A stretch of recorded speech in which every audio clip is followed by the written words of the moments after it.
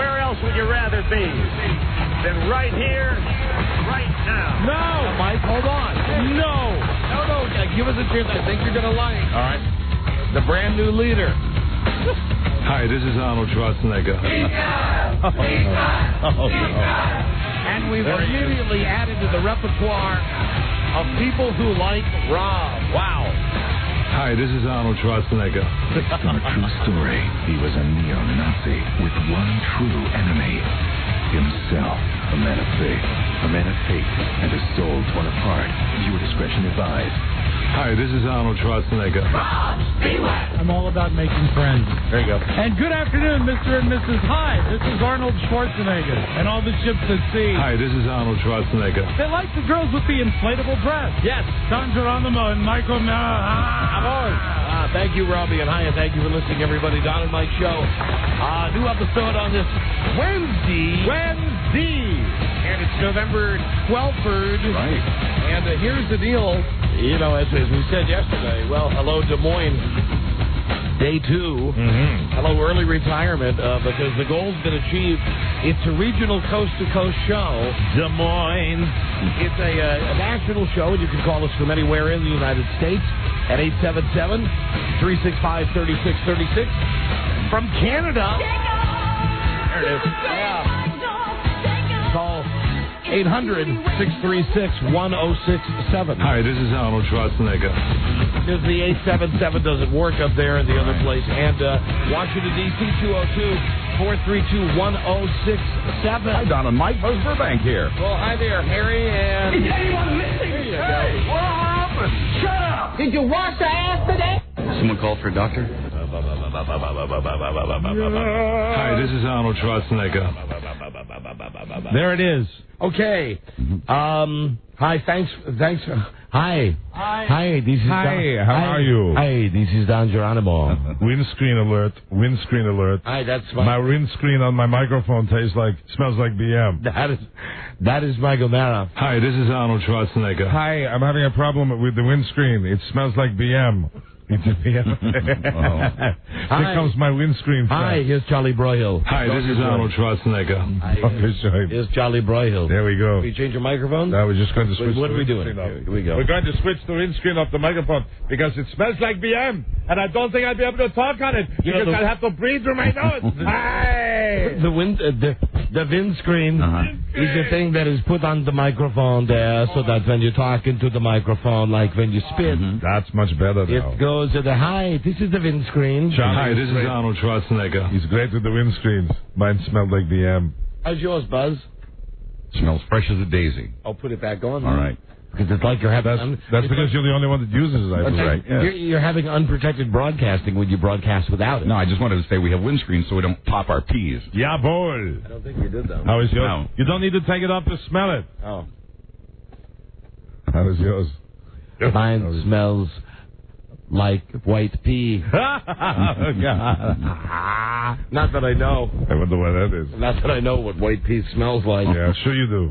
Into the studio. Like you've never had some on your fingers? It's raining men in here. Hi, this is Arnold Schwarzenegger. Hi. Okay. Very good. Sorry to distract us at the beginning, you know. We're really going to start the show now. Okay. Yes. No, Rob, really. Okay, what? Let me know, because all of this is just a closed-circuit test. Let me know the second they actually put us on. Second the broadcast really starts. Listen, here's the deal. I go to the... Hi. You got like 10 minutes, so just be cool. Take your time. All right. So Oh, good. 10 minutes till the real show starts. Just a run-through. So I go to the doctor today, and... It's a medical week for you. Yeah. It's the regular 6-month thing. So you got to go in, you got to see the doctor, and I got to see Buzz's wife, because Marsha works at Dr. Bombay's office. Yes, she does. And I walk up, and I expect the preferential treatment because... Like for him to have the rubber gloves on before you walk into the office? I expect, because I've been going for so long to the same doctor. He's a great doctor, Dr. Bombay. And because Marsha works there, I expect I got an appointment at 9:30. Well, I'm going to walk in, and I make some conversation with Marsha, and boy, do I pull a boner, because it's like I've been there for 1 minute, and the little doorway opens that lets the next patient in, and the lady's standing, the other nurse is standing there. She opens the door up, and I said, well, Marcia, it's been great talking to you. And I started walking of course, well, they just opened the door because I'm You get preferential treatment, which in doctor circles you're served on time. There's 5 other people who are sitting there waiting, and the lady says, whoa, whoa, whoa. Slow down. Slow down. You move too fast. Thank you, Charlie. We're looking for whoever it was, so I had to go sit down. And then the incident that happened, which wasn't really an incident. I guess this stuff happens in this Dr. Bombay's office all the time. No. A woman came in. There are a lot of old people, incidentally, in this doctor's office. Well, any doctor's office, right? Yes. This morning. And I'm sitting there waiting, and this lady comes in, and she has a giant kerchief over her head, covering her hair. Wow. And she's walking stooped, and she has a cane, and she has what appears to be not a disfigured face, but big, gigantic, oversized, bloated features. And oh my! And she looked kind of elephant mannish. Not well. There's a chance that I could see the doctor before dawn. So, I am not an animal. I mean, I'm not, and all of this is happening while I'm not because I've realized that I'm not going to be the first serve. I go back to the window where your wife is. Right. You know, the doctor's office has the windows where they, the little things, and they open up the window and you talk to them, and then they shut the window to, let you know that they're in control. And they all do that. Incidentally, bank people do it. Everybody does it. In this case, though, it's, I think, to protect the privacy of the other patients. Yeah, but Buzz, it's a perk. I mean, it's nothing against all those people that work in that doctor's office are great. It's the same thing in a bank. Oh, I wish I could help you, but I've just or I'm sorry, you have to go to the other teller. They have a sliding glass thing. Shut the thing. Well, no, in the doctor's office, but in the bank check-in window. In the bank. What they would have is just the bulletproof glass. Well, no, not at the drive-through. If you walked up, they would just put up the sign. Right. Iron fence. Sign that said, please see another teller. Oh, okay. I understand. Anyway, there's this woman who looks to me to be tremendously disfigured, and I'm trying very hard not to stare at her while I'm staring at her with my peripheral vision, and nobody else in this doctor's office. All of the 5 or 6 patients and the myriad of young women that are working there behind the counter with Dr. Bombay, none of them say anything out of the ordinary. So I think, well, this must be like, I don't know, some experiment that Dr. Bombay's doing. That you're not getting preferential treatment. With this woman. No, it's not that, Mike. I'm flipped out because I think that this woman, I'm not describing her accurately. So she's going in front of you because of her condition. No, I'm standing over by the corner. I've already been told that it's not my turn. Right. So I'm going back just to stand. Were you told nicely? Huh? Were you told nicely? Yeah, but this is, that's not the point. The point is I went back to... Well, what the hell is the point? The woman that had the disfigured face. Yes, but you didn't stare, did you? Yes, I stared. Of course, I stared. Right. And no one else was staring, and nobody said anything. And then she goes and she sits down, and she's sitting right across from me. Right. In the waiting room there. And did your gaze never leave her? It was one of those things. It was what, Rob? I was just gonna say. I mean, like anything oozing or just like bulging. Or? No, and then this is why I feel so stupid, because I'm really overreacting to this, and I'm looking at her, and I'm trying not to look at her, and nobody else is saying anything, and then at one point she goes, "Is it hot in here?" And looking at me, and I said, "I don't think so." And then, my famous. No, and then she lifted up this mask. She had a mask on. It wasn't like a rubbery mask. Yeah, a very like a Halloween mask, but even more lifelike than a Halloween mask. A mask? Oh my God! And did it freak you out? You ask your wife about this lady tonight when you go home, Buzz, because she takes this. What the hell is she wearing a mask for? And then she took the mask off and she took the kerchief off. Did she look like the kid in the Cher movie? Yeah. Mask. No, she had a real problem. No, seriously, that's the type of face. Now the guy in mask had a longer face. Right. Stop. I want to get this information. Why was she wearing a mask? I never figured it out. Trickery. Now let me just tell you the rest of the story. Halloween, and then you make fast. Then you make what you want out of it. So she says, "Boy, it's hot," and she lifts this thing up. Now, there is no uproarious laughter. Did she smile? She's loving it. So she's doing it as a goof.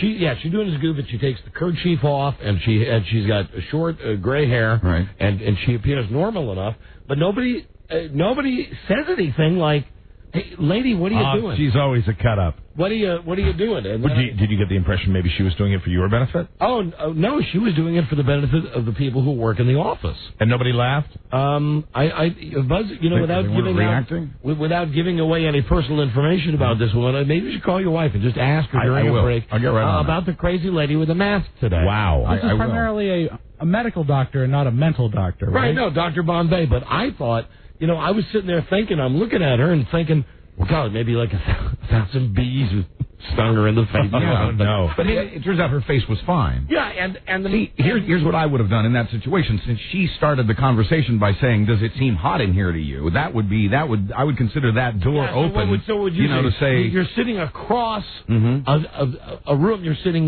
15 feet away. Right. When she said it, was it hot in here? Like she had a mask on? No, because the mouth part was cut out. Now, keep in mind, I wasn't looking close enough. But still, it was a goddamn good mask. Was it scary? Yeah, it was not. No, it was the kind of thing you look at somebody, and it's that thing where you look at him and you go, "Oh God," and then you look back for a second and you go, "Oh, this is awful."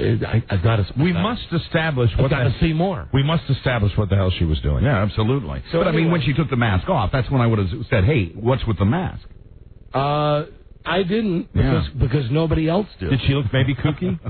Like she might not be quite right? No, she looked fine. She looked like somebody's grandma. And it was an older lady. Yeah, she was like, in her mid-60s. What the hell is she wearing a mask for? And nobody asked. So during the commercial, Buzz, call your wife. I will, first thing. And ask her what the hell was going on. Then when Dr. Bombay got back to me, and, I'm getting the cherry results, incidentally. Right. I know that we've talked about our weight loss and about, I work out every day now. Right. He now tells me, Dr. Bombay tells me, that he can give me a guarantee that I'm going to live a full and productive life through 2004. Oh, my God, Don, that was the best news. After the conference today. It's very rare that and of course there's a disclaimer, unless you get hit by a car. Yeah, the usual stuff, act of God. You do. Lightning. But he thinks that as I am right now... 2004, you don't mean the end of 2003. No, I don't, Mike. I mean, I got a 14-month window guarantee for the doctor. Congratulations. Thank you. That I'm going to be alive. Oh, that is wonderful news. So, in reality, he's back there telling me this stuff that my blood pressure is down, and that's good, and I'm getting the cholesterol is good, and I'm getting this. And at one point, I said, "Hey, what about that lady with the mask?" He's the only guy that I asked. Yeah. And he said, "Oh, that was," and at that moment, there was this. Somebody knocks on the door? Yeah, and he goes, "Just a second." Because he's on that little stool that has wheels on it. Right. So he goes by the door, and they open the door, and they go, Dr. Bombay, Dr. Detroit is outside. Dr. Detroit, I start you right now, Dr. Bombay. And he goes, "Stay right here. I'll be right back." So he was about to tell me something about the broad. Yeah. Well, then your wife will probably have insight into this. I would think so. So I'm sitting there, and I'm waiting, and Dr. Bombay never comes back. Oh. One of Dr. Bombay's lovely house girls comes back. A beautiful woman. Really? You know the one that I like, Buzz. Nurse B. Sweet. So sweet. What's her name? Nurse B. Nurse B. Annie Hall is what she looks like a better Annie Hall to me. Really? Oh, you like that look? Yeah, I sure do like that look. I'll tell you another look I like, as long as I'm speaking freely. Please do. That there's a neighbor on my street who I have finally figured out the celebrity she most resembles and why it is such a fantastic combination. And I'm going to sound like a real perv, but it came to me when I was talking to her on the phone yesterday, and she called to talk to Freda, but she's one of those people that, she likes talking. She's normal. She's not like me. If I call somewhere and I say, "Hey, is Mike there?" Right. And they say, "No, he's not," I don't say, "Oh, well, hey, how are you doing? What's happening?" I mean, that's what normal people do. Goodbye. That's what normal people take it to the next step because it's polite. I'm a social retard like that. I don't do that. So she starts talking to me. And we've socialized with this couple that live up the street from us. And they're very nice. And I hang up the phone, and I thought, I got it. She is the Vietnamese... God, the name. married to Catherine Zeta-Jones. Vietnamese Catherine Zeta-Jones. Absolutely. Oh, my God, that sounds hot. Yeah. And I'm going to just mention that right now and throw it out there. It's I'm mentioning it very briefly because I don't want my wife to hear it. I don't want the lady's husband to hear it. But I've been harboring that thought for a long time. Wow. That's powerful. And normally I just want to say... Is she willowy? To any neighbor, no, she's fine. You know what I mean? She ain't just Mike, she's fine. Yeah. Really? She breaks the... stereotype. She breaks the stereotype. Yeah. She's very nice. She's a wonderful lady, and I would just the light bulb just went off. I've been trying to put my finger on it for...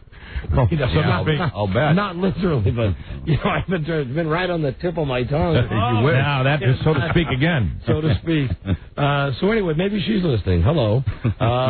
And Buzz, if you could find out about that. Oh, I definitely will. That lady, that would be great. I'm on it. Now, a couple of things here. Let's see. Rob and I are going on the road with the Baltimore Ravens this weekend. We're going down to Florida, flying on the team plane and doing all the stuff with the team. And they sent us the itinerary today, including some of the rules. So at some point today, there are rules. Well, teams need rules. We'll let you know exactly what is required of us. Also, football. Now, listen, just if you give me 1 second, Jim McMahon. Okay, I'm a Jim McMahon fan.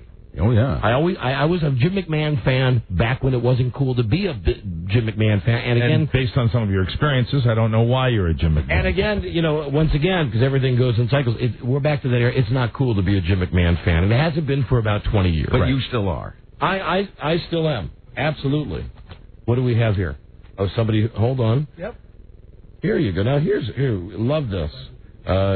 Dear Don and Mike, my captains, lead us from the dark and make our days lighter.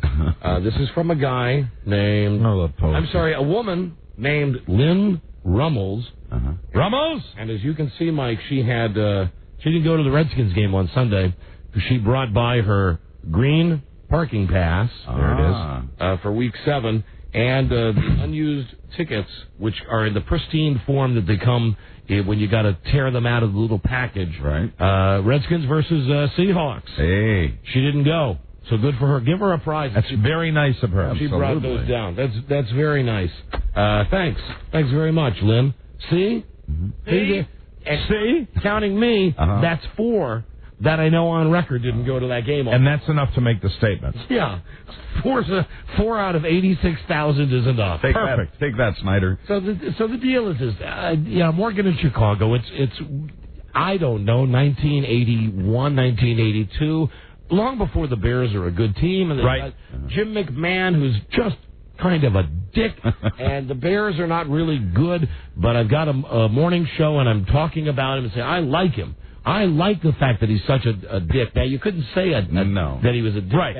Probably said difficult. I like anyway, so I'm taking crap on the radio show, and they're losing, and he's being a dick, and finally I get a pass to go to the Chicago Bears locker room. Right. And it's after the game, and I'm not going to go unless they've won, but they won, and it was like a huge victory. And he got done with all the reporters, and I was just standing there, and he had already showered and everything, so I wasn't, like standing there looking at his, thing or getting in his space. I just said, hey, Jim, I just want to say, Don Geronimo from BBM, and big fan, big supporter, like the way you run the team, have for a long time. Said it on my radio show. Just want to say hi. That's all I wanted. Thanks for your time. Right. And then he turned around and said, F-U-C. Right. Say that the word. Tell her to have a nice... Said, F you. And it was the way that it was said. It was, F you. Right. Like that. And he turned around, and other men, lesser men, would have been disappointed. Cried. I was happy. Didn't he give you another one when you saw him at a game? Yeah, same thing. And that was here. Right. In Washington, 2 times. On the sidelines when the Redskins played the Bears. Hey, F you. So, even though I've gotten the F you twice from him, he probably doesn't know me from Jesus, but I remember these. I am so sad to announce Jim McMahon's days as a spokesperson for responsible drinking are over. Right. Oh, dear. For the last 11 months, there have been posters up in the Chicagoland area. Right. Oh, dear. Do you hear Here we go. Oh, God. You hear how upset I am? Nasty. Oh, God, you all right? Yeah, I'm fine. Hi, this is Arnold Schwarzenegger. Getting it all up? Yeah, it's all up. That's good. It's all McMahon. So there have been He gets your juices flowing. There have been posters up for almost a year now. Posters feature the former Bears quarterback and the slogan, "Don't be a punk and get drunk. Our servers serve responsibly." Jim McMahon has been the poster boy for over almost a year, with thousands of these posters up in the Chicago area. Right. Well, Sunday night he was caught in Florida, and it was nearly 3 times the legal limit. And the quote that he gave to the cops was, "You got me. I'm drunk. I'm too drunk, isn't it? Yeah, I'm too. You got me. I'm too drunk." Wow. So anyway, hi Jim. I still like you, okay? It's a bad thing what you did, but I still like you. Yeah. And maybe sometime I'll see you, and I'll tell you that I said that. And he'll give you an FU again. Mm-hmm. You'd F you. And then the last thing that I've got, I've got a list full of stuff here. But the last thing that I think we have to at least address in this break is something that Mike and I both share a common passion for. Yes. It is a question that we're going to pose to our listeners today, right here, right up front. Really, finally, we're going to ask the question. This is really important to us. And we mean this seriously. We want to understand. That's all we want. Finally, we ask, Jim Belushi, why? We don't get it. Now, it's one thing to have a guy who's on TV. Right. And you just, you don't get it, but you go, okay. Now, I've got the Nielsen ratings here. This is going to shock you. And do you realize that Tuesday night last, 9 p.m. on Tuesday night, Okay. the number 1 rated show in its time slot was, according to Jim, It is a smash. Yeah. it had 14.8 million viewers, and it was ranked 17th overall. At the same time, on Fox, the show 24 was on. How'd that do? 8.7 million. 6 million fewer people. America loves to lie. Almost half as many listeners as Jim. Yeah. Jim is in 17th place. 24 is in 37th. And Mike, just for those of us who are fans of the show 24, there's some POS on CBS called The Guardian, which also beats 24. No. But it's Yes, Buzz. And it handily beats 24. Wow! But even according to Jim, has a tremendous lead over that show. So overall, everybody's watching according to Jim. You've got when you look at your top 20 ratings nationally, CSI, Survivor, all the stuff that everybody knows, right? CSI Miami, ER, Everybody Loves Raymond. Right. Let me know when you get to one that sounds out of place here. Without a Trace, Friends, 60 Minutes, Monday Night Football, Law and Order, The Elizabeth Smart Story, Saving Jessica Lynch, according to Jim. Oh, stop. Something's wrong. Yeah. Right? So, the question is, and not goofing, but seriously, are there any, diehard serious fans? Well, there must be if the show is doing that well. There has to be passionate fans. We're talking about, it's approaching real top 10 sitcom stuff. Yeah. We don't get it. No, not at all. We don't get it at any level. This is Jim Belushi. They haven't reconstituted John or anything. No. He's definitely put in the time and baby stepped to get to this point. I find this frightening. Where he is a beloved, and yes, I'm going to use the word now, a beloved television star, and dare I say it, from what I'm reading right here in something called the Media Mix, he could be the next Ray Romano. Oh, my God. Now, we don't want people calling us, telling us why the show is popular. No. And here's the thing. We want you to tell us why you like it. We don't want your theories on why it's popular. Because our theory, which we've already incidentally patented, is just that people are dumb. That's what I think. And it's a dumb show. We want you to tell us why you like it. Yeah, if Please you step forward. watch it, And we will not accept because it's funny. Yeah, only serious calls. Yeah. Because, like, for instance, if you ask me, what did I like about 24 last night? Mm-hmm. I didn't watch According to Jim. I watched 24 last night. Right. I liked the fact that it surprised me that it moved a bit faster than I thought it would. Finally picked up. That the kid with the bag of stuff, well, the bag of stuff got cut open, and the parents got, and Kiefer Sutherland comes in with the outbreak suit on, and I am no longer watching 24. And Mike Tony shot. Dead? Well, we don't know if he's dead. Okay. Doesn't look good. But here's the thing. That shouldn't have been Tony catching that bullet. That should have been the guy that's scooping Jack Bauer's daughter. Oh, the young man. Because he's got one of those names like Carson or Cody or something on the show. Like that. No, I know it is. His name is Chase. That's right. Of course. Now, what kind of douche name is his kid Chase? Chase. Hello, Chase. Say, Chase, where's your brother Fetch? So anyway, Chase should have gone out, but Jack Bauer said, as long as you're involved with my daughter, I'll save you. Previously on 24. And it was a really good one with a light, and you don't know if the president's doctor is playing him like his ex-wife played him. I kind of got sucked in and watched Jessica Lynch. That's what I watched. I watched the documentary, not the, there's no TV movie on. I watched all about her. Right. Well, very impressive young woman. Mm-hmm. I watched the 24, and it was great. You know what Falls is? And I just wanted to say this. She is real guts. Is when it really could have been easier for her to come out and agree with all the news stories when they were saying she fought to the death. She was, and then what she said. I was in the whatever the troop carrier was, and my weapon jammed, and I never fired around. Right. And it goes to show you what I don't know who's controlling it, but somebody's sharing information with us that isn't all that accurate. Especially during war, there's government propaganda. It's kind of crazy. And she could have lied and said, it was because everybody that was around her was killed. Mm-hmm. Oh, and Buzz, I hate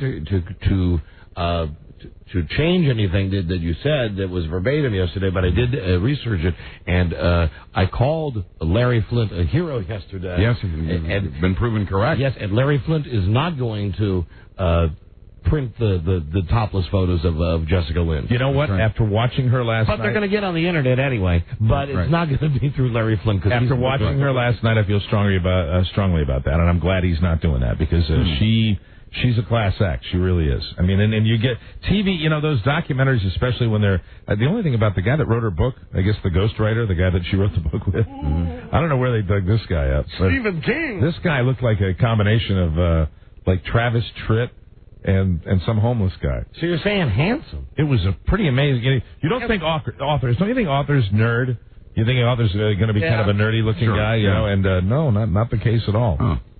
She was, it was really interesting watching that. It was. And I don't know, I don't picture her doing frolicking topless anyway, but if it's true, I guess it's true. And apparently totally nude and apparently aware that cameras were present. Really? And that's why I'm in favor of publishing the pictures. Well then, hey, I don't even know.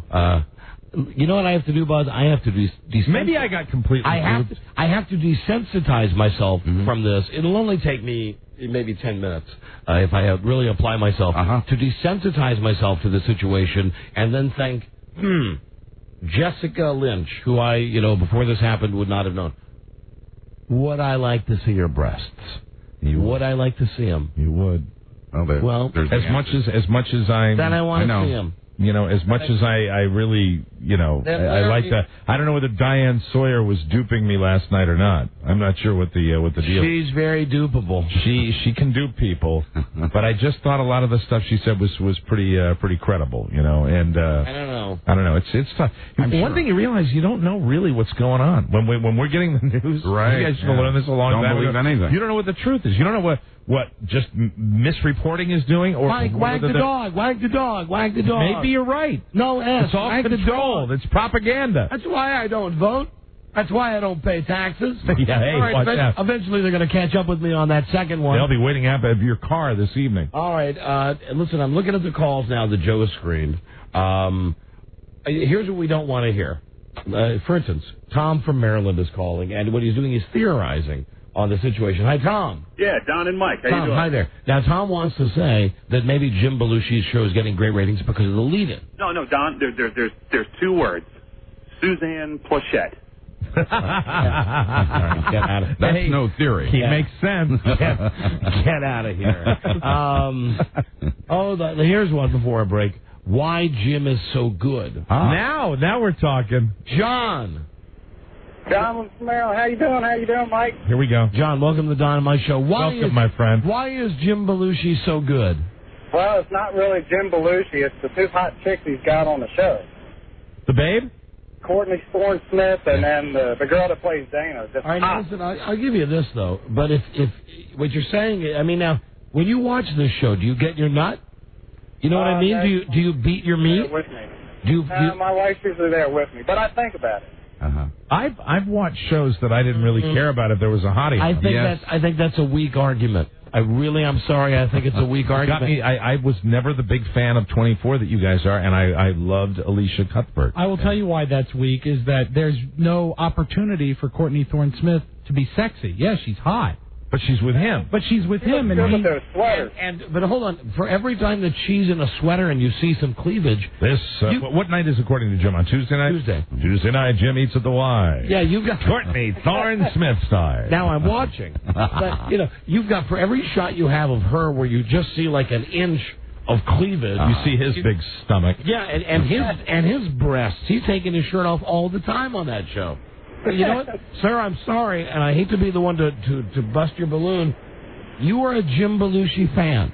Oh no! Yeah. Yes, you sound like it. You are. What makes him funny?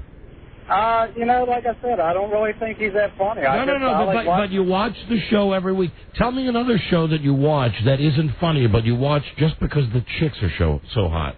Oh, that's a good question.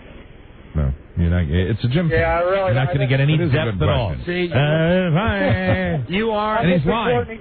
I'm a Courtney Thorne-Smith fan. No, you're not. You're a Jim Belushi fan. You can't. A woman. You can't. She can't carry a sitcom. Oh, sorry, guys. You got me. I'm so sorry. Jimmy's my man. Okay. There's some honesty. Thank you. There's some honesty. Thank you, sir. Thank you. Bye-bye. Thank you, Dynamite. Jim is my man. Bye-bye. I like you. I'm a Jim man. We finally got it out of... All right. Well, love it when people are honest. We're not done with it. We'll be right back, everybody. This is the Don and Mike Show. Hi, this is Arnold Schwarzenegger. This scene with the enlargement of the breast was fantastic because, again, it was one of those things. I mean, in the movie it was used kind of like, okay, if that's what guys would like to see, if this world deals with big breasts, then so be it. I'm going to just have bigger breasts. But in the audience, there was this kind of like immediately you saw women sitting there telling each other, that's a great idea to check out where you get that done. So you can deflate and inflate your breasts on command. It's a whole new concept because there's some guys that like little breasts and there's some guys that like big breasts. So wouldn't it be nice if you can play both sides? That's right. Sometimes even simultaneously. The Don and Mike Show. They have the best radio show on the radio. Don and Mike.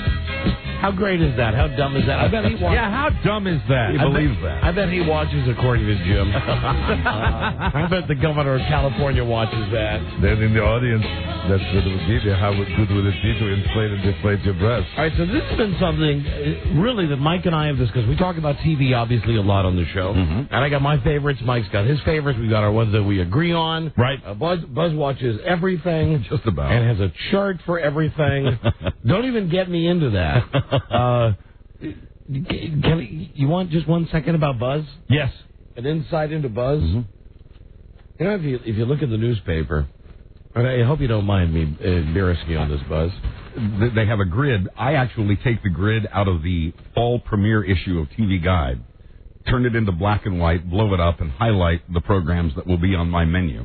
That's where we're going with it. Really? So if, for instance, you see like how some of these on this grid in USA Today are color-coded. You know, as much as you like TV, he likes it more. Oh, absolutely. It's pretty close. He's more race. into it. Yeah, pretty close. So anyway, he's showing me, a couple of weeks ago, we were over at his house, and he's showing me, he says, now look, is pink the one that is recorded by the, you have pink, blue, and yellow on your grid. Right, each color recorded by a different machine. Wow. Different TiVo type unit. If you ever... How many TiVo units do you have? 3. So if you have 3 TiVos? and a VCR. Well, it's like Homer Simpson said. If only the networks would give us half an hour where something good wasn't on. And it just isn't. So you can't watch all the channels at once. So anyway, like for instance, if you've ever wondered about the show Angel, I've never seen it. I'm a big fan. I was a Buffy fan, and this is a spin-off of that. Just out of curiosity, Yeah. how many programs do you watch per week? I don't know. Rough ballpark. Let's see, 25, maybe. All right, let me go 25 in their entirety? Yeah. And I consider myself to be an expert at this as well as Buzz, but let me pick some that I don't know, and perhaps you can tell me the plot of these shows, and then we'll get your... what was that? I turned my head. That was an ice dam. Oh, I got you. You know when you take a beverage to your mouth and the ice is coagulated at the bottom of the glass and then crushes your lips? It slides Here's and one. collides. I'll tell you, I have no idea. Married to the Kellys. Friday night, 8:30 ABC. Don't watch. Buzz, got any idea? No, not a clue. Isn't Avoid that it. about when Tim Sabian was in Chicago? All right, Buzz. Hold right. on. Let me see. I've got another one for you here. Now, I try to be selective. I mean, I watch a lot of stuff, but I try to pick shows that, at least in my estimation, are set apart from other shows. Okay. All right, that's valid. All right, so you want me to go not so much to like something like Friends or CSI, Which I watch, both. which you watch. What about Reba on the WB? No, What can you tell me? Here again, wouldn't watch it. I mean, I know it stars a country western star. It's one of the All right, what about sort of lame Friday night sitcoms. Country and Western music. Oh. Could be a country star, Buzz. Yeah. Boston Pop Public? Who knew that show Boston was still Public. there? That's Not how Boston Pop It's Public. a great show. Dennis Miller is the new math teacher on Boston Public, and very hip, very cool. I like it a lot. Boston Public, good show. Very good show. You've been on that one from the beginning. From the beginning. I know. How about Navy NCIS? No, wouldn't watch it. Rob's doing it. The formula. Yeah, me and Dennis. No, he's not smoking marijuana. Okay. What about- Okay, Mike. What about My Wife and Kids? No, wouldn't watch that either. Now, why? Wouldn't be caught dead watching. Why? Because it's colored? No. It's because it's another formula sitcom, and All right, I just Buzz, let's see how balanced you are. all right. I'm going to go The Parkers. I don't watch the Parkers. That's Eve. a UPN, right? Eve. Eve, don't watch Eve. How about Half and Half? Don't watch Half and Half. In fact, this is the first I've now first I've you're heard of it. disappointing me. I thought you watched much more television. But like I said, I try What to about be selective. Everwood? No, don't watch that one either. Is that a porn? No, that's on the WB. I What would if it about- was. Threat Matrix? No, don't watch that either. Are you going to the regular networks? Yeah. I mean... Or like the WB? I gave you 3 or 4 UPNs there, but like... No, UPNs don't count. It should No, be ABC, CBS, I gave Fox. him the UPNs just to give him some black ones. Okay, all right. I He didn't understand. have any... All right, how about this one? It's on ABC. Life with Bonnie. I do watch that. What is that? Bonnie Hunt. It's a sitcom. It's Bonnie Hunt, and what sets it apart from other sitcoms is that every week in the middle of the show, there's a huge chunk of the show that is totally ad lib. It's totally improv. There's no script, That's kind of cool. and it's funny. I like that. I like to see them. So you TiVo that? I do. I like to see them crack each other up. Smallville. No, don't watch it. You watch the Daily Show? Yeah, I do. That's a great show. That's my favorite show now. It's a truly brilliant show. That is absolutely the But funniest show on television. We just a prime time. Here's a good one, Buzz. And a lot of the kids are watching this. The OC. No, not into the OC. It's just it's another teen soap opera. All right, hold on. How about now? Here's one that would surprise me. Las Vegas on NBC. That is a great show. That If you is like- a great show, and I saw it. If you like beautiful women, casino security, James Caan, perfectly cast. doing his best work ever, and a very stylish looking show. It's very similar. It's kind of got a CSI feel to it. And it's doing well in the ratings. It's on against football, though. I know it's on against football and Raymond, and it's still getting a good audience. God, you fags. Buzz, Girlfriends. No. No. Yeah, but you can watch football in TiVo Las Vegas. You could, sure. What about Gilmore Girls?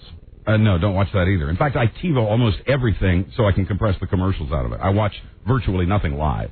I might watch it the same night, but I'll compress it. What do you mean compress it? Well, like let's say a show starts at 9 and it's a 1 hour show. I'll join it about 9:15, 9:20 and finish it up at the same time the rest of America does, only without commercials. So you do it like when it's, okay. Yeah. All right, hey, that's neat. Yeah. You compress it. I program my own life. That's good. So, like tonight when you go home, will you have a menu? Will you sit down with Marcia and say, here's what we have available to watch? Wednesday night, and thanks to the TiVo technology, I don't even really know what's on. I just know that when I go home, there'll be a great menu that I can choose from. That's good. I kind of like that. You don't do the same thing, do you? No, generally, I think, even though I watch it all the time, I think TV sucks. Right. Which is why I always end up on the same 4 or 5 channels. A lot of it does. ESPN, NFL channel. Right. I watch junk like that. And I watch less TV now than I've ever watched in my life. Actually, I think that's probably true of me, too. But I do have my favorites. And I love if it's set apart from the others. TiVo, too. I love it because it's, and this sounds like a commercial, but, it's a good product. Put you in control. What about Jag, Buzz? You ever log Formula? How about Mismatched? No. How about the reality programming? Not a fan of the reality program. Watched the first year of Survivor. Watched the first year of Joe Millionaire. That's about it. No Fear Factor? No. What about NYPD Blue? I still am with that show. I love Sipowicz. You still watch it? I love Sipowicz. I love the nudity. I like the New York slant on the show. I'm gonna bet. Maybe I'm wrong here. West Wing. Are you a West Wing guy? I have mixed feelings about that. It's gone down the crapper this year. I have been, but the guy who made it what it was is gone. Aaron Sorkin. So I don't care. Will and Grace. No. Extreme Makeover. No. Jamie Kennedy Experience. No. It's Candid Camera. See, but you knew that. Yeah. Steve Harvey. He's very good, but I don't watch the show. Right, because he's colored. No, formula sitcom. George Lopez. No. Wanda at Large. I love Wanda, but I don't watch her show. Sure, because she's colored. No, but I've seen her do stand-up, and I think she's great. Let me Hack. No, never. The District. Formula. Both of those very formula shows. Great for old people. All of the Law and Orders. I used to watch Law and Order years ago, but then characters left and shows spun off, and I didn't care anymore. America's Funniest Home Videos. Never. Charmed. No. Dumb. King of the Hill. Yeah, like it. Malcolm in the Middle. Yeah, very much. Alias. Yes, love it. The Practice. Yeah, no, not anymore. No, I'm gone. I have been for a year or two. Cold Case. That's not bad. It's okay. It's another CSI type show. Dateline NBC. No, not really. 60 Minutes. No, not usually. Not big on the news magazine. What I Like About You. No, never. Scrubs. Yeah, very funny, very hip and different. Karen Cisco. Yeah, she's hot and the stories are stylish. It's well done. Night Calls. I wish I watched it more, but I don't. Mm-hmm. Seventh Heaven. No, never. Spice Clips. I'd like to, but I haven't, honestly. Rock Me Baby. Nope. Oh, yeah. Yeah. Judging Amy. Come on, don't lie. Never on a bet. Don't lie. No, formula. Don't lie. That's Rob's show. Wouldn't be caught dead. Anyway. All right, thank you, Buzz. Certainly. Anytime. Thank you. A wonderful glance into the life of Buzz. Yes. You go to his house, and he has this fantastic coffee. Do you have more than one TiVo? No. He has this fantastic coffee table thing that turns into like an eatery. Yeah, the table lifts. The surface of the table lifts up to eating level. Wow. When you go and Buzz, and I want to say this, it was BM that I knew him before more than 20 years ago. He was the first guy to have a room and call it his media center. Mm-hmm. Wow, and you have one too. Yeah, well, no, I got a room that's got nice stuff in it, but Buzz has a media. But you have your cave, and that's kind of your media room too, right? It's not like Buzz. It's not like when you sit down in Buzz's house and basically here's what mine is. Mine is just. I turn it on and I got one button that turns everything on and I'm set. You go with Buzz and Buzz goes behind and knows where all the cables go and knows where all the wiring is and says I'm getting the input from satellite receiver A here and he has backups as well. Oh, yeah. For instance, if there are shows that he wants and he's going to record them on TiVo using DirecTV and there's a chance of bad weather, he'll back it up by recording it off cable on VHS. In fact, I record everything I watch, just in case the phone rings or I have to go do something else. Wow. So even if I know I'm going to be watching isn't that time-consuming? No, not really. You set it once at the beginning of the season. There's the occasional change. What do you set it? When you put the button, you hit the button that says record everything you watch? No, you program on all your shows, off the chart at the beginning of the season. Do you have your CDs organized, too? Oh, yeah. And your DVDs? Yeah. You have that, though, don't you? Do you have all your CDs and DVDs organized? Some kind of alphabetical order? Or? Negative. No? Negative on both. Oh, how do you find anything? My CDs are... you have millions. My CDs, my wife will tell you, they're thrown all over the floor of the basement. Okay. So I go down there and sit with the drum set, and I do something. It's like that. That makes me happy, because I didn't know you did that, and I do that. I do it for a while, and you go, well, I don't need this one for a while. And I have a whole... I have a table with a row of CDs, and if you go look at them, they're all empty. Yeah. Because they're in my car and all over the place, and I wouldn't be able to find them. Did my wife get pissed at me a couple of weeks ago when she... now, I didn't ask her to do this. Out in the... now that Bart's gone, thank God she's got this job, she'll stop doing this nutty crap like compulsively cleaning out the garage. She went to the garage, and there's this little area, my area, the nook and cranny area. Right. And you know what I mean? You wear a baseball cap to work or something. You throw it in there. You got some papers and stuff. You throw them in there. You get a new CD, and you take the old CD out, and you just kind of throw it in there. You have no idea how good that makes me feel that you do that. She got so pissed at me. She was sitting on the floor one day with maybe 100 CDs on the floor, and all the boxes, and she said, "These all have come out of the garage. These are all yours." And I said, "Great." And she was actually taking the time to try to find the CD that goes in the box. And now I'm pretty sure... Futile task. Now I'm pretty sure I'm not allowed to touch those CDs anymore. Right. They're my CDs. I just, since I've been on my own, I just recently got a silverware divider. Well, that's good. You know what I mean? You mean that thing that goes in the drawer? In the drawer, yeah. I used to throw all my stuff in the drawer. You're a hillbilly. I'd take the thing out of the dishwasher. You know what luxury is and a time saver? Is to take all your silverware out of that little tray in the dishwasher and just dump it into the drawer. Now I got to put them all in the right spot. But you know where they are when you need them. Boom, it's right there. Yeah. You are a... What do you mean I'm a hillbilly? God. And I have everything that matters to me in my bedroom. Baby, even homeless people, even homeless people have the separators for their forks and spoons and knives. Well, I had a home. Hi, you have a home now. Baby. Yes, my sweet pea. Here's a question for you. What? Remember when it was just a couple of weeks ago, you went through all those CDs that I had in the garage? Yeah. I'll listen to a CD, and then I'll think, well, I buy a new one or get a new one. I go, I'll listen to another one, and I just leave it out there. And that day that you were sitting down, you got real mad at me because you were sitting right in the middle of the living room. You were just surrounded by all these boxes and CDs. And what I said to you at the time was, why don't you just put... the name of the CD on the box doesn't have to match the name of the CD inside. You can never find the CD you want, though. But honey, that's part of the fun, though. It's not fun. And Mike, maybe you feel this way too. I feel the same way when you find something you really dig, and it's a big surprise, and it's a lot of fun. Like you're looking at a box. If you want to listen to some music, and the next person, maybe if you lived alone, you could do it whatever way you wanted. But I would like to be able to find a song I wanted to hear. I was looking for Norah Jones the other day, and I knew I bought it, and first time I listened to it, I didn't like it, and she became the rage, and I heard it in another environment, and I liked it, so I was looking for it, and I couldn't find it, but I did find the Doobie Brothers live.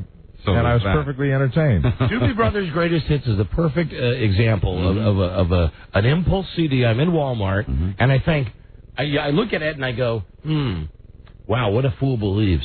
I haven't heard that song in a long time. Right. So you go, and I like everything else. Right. So I buy it. Minute by minute. And then you get in the car, and it's like you drive for 10 minutes, and you hear the 3 songs you like, and then you go, well, this sucks. So you wait, you get another one, and then you get home, and because you don't want to throw it away, you just put it there in the corner. And she's sitting there in the middle of the room. You might as well have thrown it away. I would prefer you throw the thing away. She's sitting there with boxes going, and I said, it's no skin off my nose if you put a Captain and Tennille CD in an Ozzy Osbourne CD cover. And CDs can all be replaced. Now, I'm giving them all to carry to sell on eBay anyway. And besides, with CDs, the technology is going to be there in a couple of years where they're not going to be relevant anymore. That's true. Well, what are we going to? You mean we're going to download songs? Yeah. Or they'll be on. We're going to be downloading and we're going to be downloading. Honey, watch Minority Report. Didn't you see that movie? We're going to get advertising through our eyes. All that's going to happen. You'll probably leave your eyes in the wrong sockets or leave them in the garage, and you wouldn't be able to find your eyes if you needed them. And another thing, don't worry about this traffic that everybody's so freaked out about, okay? That's coming. Again, Minority Report. Okay, yes. well, then we're going to hang on to our house in the boondocks because, you know, it won't matter one day, right? Right, that's right, because the cars will Yes, go up. don't move to an apartment in the city. No, it would be a waste to pay the money for a place inside the Beltway, right? It's a ridiculous idea that you had, and I mentioned that the other day that we talked about that at dinner on Saturday night, and it was one of the few times. There wasn't anybody out there that's been married for the length of time I have, whether it's 5 minutes or 22 years. It feels the same. When you're given the opportunity, say the truth. When she says to you, "I want to move," you know, that's where you have to just say, "Hold on." You look in your pants, you see what you got down there, and you look her right back, and you say, "I don't want to move." Well, this is all good in your fantasy world, but it didn't happen that way. But that's all right. If that makes you happy to think that's the way it's No, here's what happened. Is I said to my wife all along, like always, because I'm just like Doug Christie, you know, whatever you want, darling, thinking that she'll never, you know, she talks this way all the time. Like, wouldn't it be great if we had an apartment like when we were first married? And wouldn't it be great if we lived in the city? And it's like, you know, everything that stands for is what I stand against now. That I like living in seclusion. I like the fact that I don't know the neighbors' names. I like that I wave, but I like that. Splendid isolation. I like... You would... I'm confident you would not know the neighbors' names of any place we ever would live. I know, but for instance, when we had that apartment in New York, you know what I mean? You walk into a building, you got forced conversation with people. It's not like when you're driving by and you just see them at the mailbox, you go, "Hi." There's nothing invested. I'm with you on the isolation. I like that. So anyway, I like people, but I like living, far away from them. And we actually have a very friendly, very close neighborhood, but you're not a part of it. Well, I try. Why don't you go to neighborhood parties? I talked to the Vietnamese Catherine Zeta-Jones. She might move her fondue party because I can't attend this weekend. Well, I didn't even know there was a party this How weekend. suburban is that? Were you supposed to tell me about a party this weekend, or was this just one you were invited to? No. She called up and she said, "Are you guys going to be available this weekend?" And I said, "No, I'm doing this thing." And she said, "Oh, it's too bad. I'm making your favorite. That'd be nice Vietnamese fondue." I'd appreciate if you just passed on little. She said she'd call back. What's Vietnamese fondue? I don't even know, but she's a great cook. Even when somebody says they'll call back, just mention it to me. I mean, we don't have enough to talk about, so you could include that. I mean, it's not like we've got so much conversation happening between us. But, we do have conversation happening between... The problem is when I tell you things, you ask too many questions. Like somebody called today with a very simple... It was a call that... And I thought... I got the call and they said, "Is Freda there?" I said, "No." I said, "Can I help you?" And they said, "Yes." Blah, blah, blah. I said, "Great. Thank you." Hung up the phone. Called her on her cell. Well, you called me... 5 seconds later.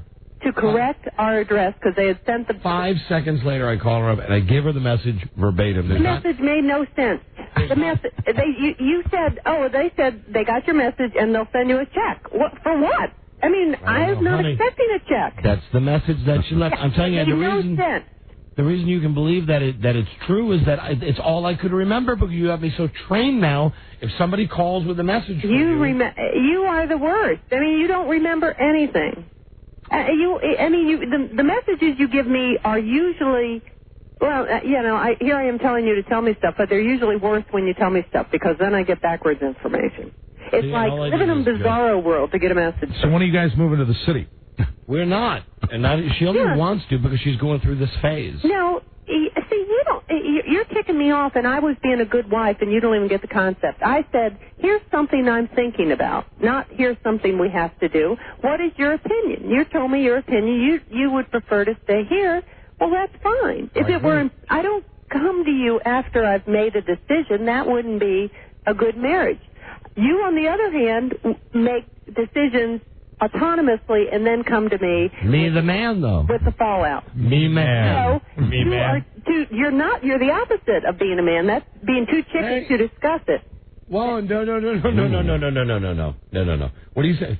Are you calling me the opposite of a man because I... When you do that, and it's a decision that usually, say it involves something at work.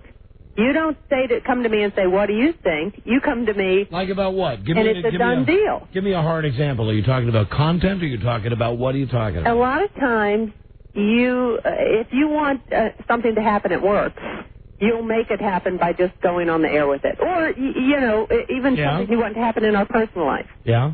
And there is never a discussion with me prior to that. It's left to me to... No, because then it's not spontaneous and people are not hearing it as it's really happening. And I just want to say something. The greatest perk of all of having a radio show, the greatest perk, besides being able to laugh every day and come to work every day and make decent money and be happy at work, the greatest part is that if you work yourself into the position like that, you can argue with your wife on the radio. And then I get home tonight, and there's nothing. Because I'll be at school. But if I operated like you, what I would do is I would have gone somewhere. I would have put our house on the market. I would have signed a contract, and then I would have let you know. Deal with it.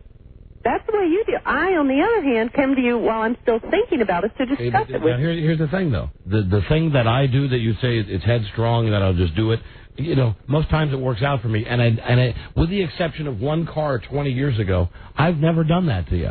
I've effed up a lot, but I've never gone out and bought a house and just said to you, you couldn't buy a house if your life depended on it. You would never move. You love to tear me down. What? You love to tear me down. Is that not the truth? I mean, every time we've gone to settlement on a house, how long have you stayed? When we've gone to settlement? Yes. Not long. I come in and sign the papers and leave. Right. You don't like the whole process. So you wouldn't move. No, that's a bad example for you. No, honey, listen, I've had this thought before. What would I do if you died? And it's a thought that, doesn't come to me often. You just go to sleep with a smile on your face when you're thinking that. If that was the case, I would do, and I always tell my wife this is the answer: hire somebody. And she always says, "Where are these people?" I know there's some guy somewhere. You just got to say, "Listen, my wife has controlled the finances in our home." They're called managers. For 22 years because I'm bad with money. Mm-hmm. Here's the stuff. They're called managers. Right. Do it. And then that guy. The guy takes you for everything you got. That guy would be living in the Caymans. Right. He's in the Caymans, and you wake up one day and you're Billy Joel. All right, darling. And you're rooming with Mike. All right. Well, sorry. No, I'm not sorry I called because I wanted to ask about the clutter with the CDs. Mm-hmm. All right. And Buzz does watch more TV than I do. All this stuff is just bubbling beneath the surface. You're lucky I'm busy now. Yes, boy, aren't I? Boy, aren't I? Right. Boy, aren't I? Lucky. All right. Okay, I love you. And I'm proud. Come on, who's proud of you? Huh? I'm proud of you. Yeah, you're out there getting it done. To say I'm even suspicious that you're happy that I'm not home a lot anymore. What's to be suspicious about? I just don't. You just seem to be enjoying the fact and not missing me one little bit. But that's all right. You know what it is, darling? I told you this. I'm not the same person that you married. I'm self-sufficient now. Yeah, but a lot of men who are cheating on their wives are calling themselves self-sufficient too. Yeah, that's what I'm doing all day is banging chicks all day. The whole time you're gone. How's your boss? That's all I'm doing is banging chicks. Yeah, how's your boss doing? They had lunch with yesterday. You know I'm having an affair with. He's sitting in the room right here, honey. Hi. Well, I know that. I'm dealing with that. That's a love that I've never seen before.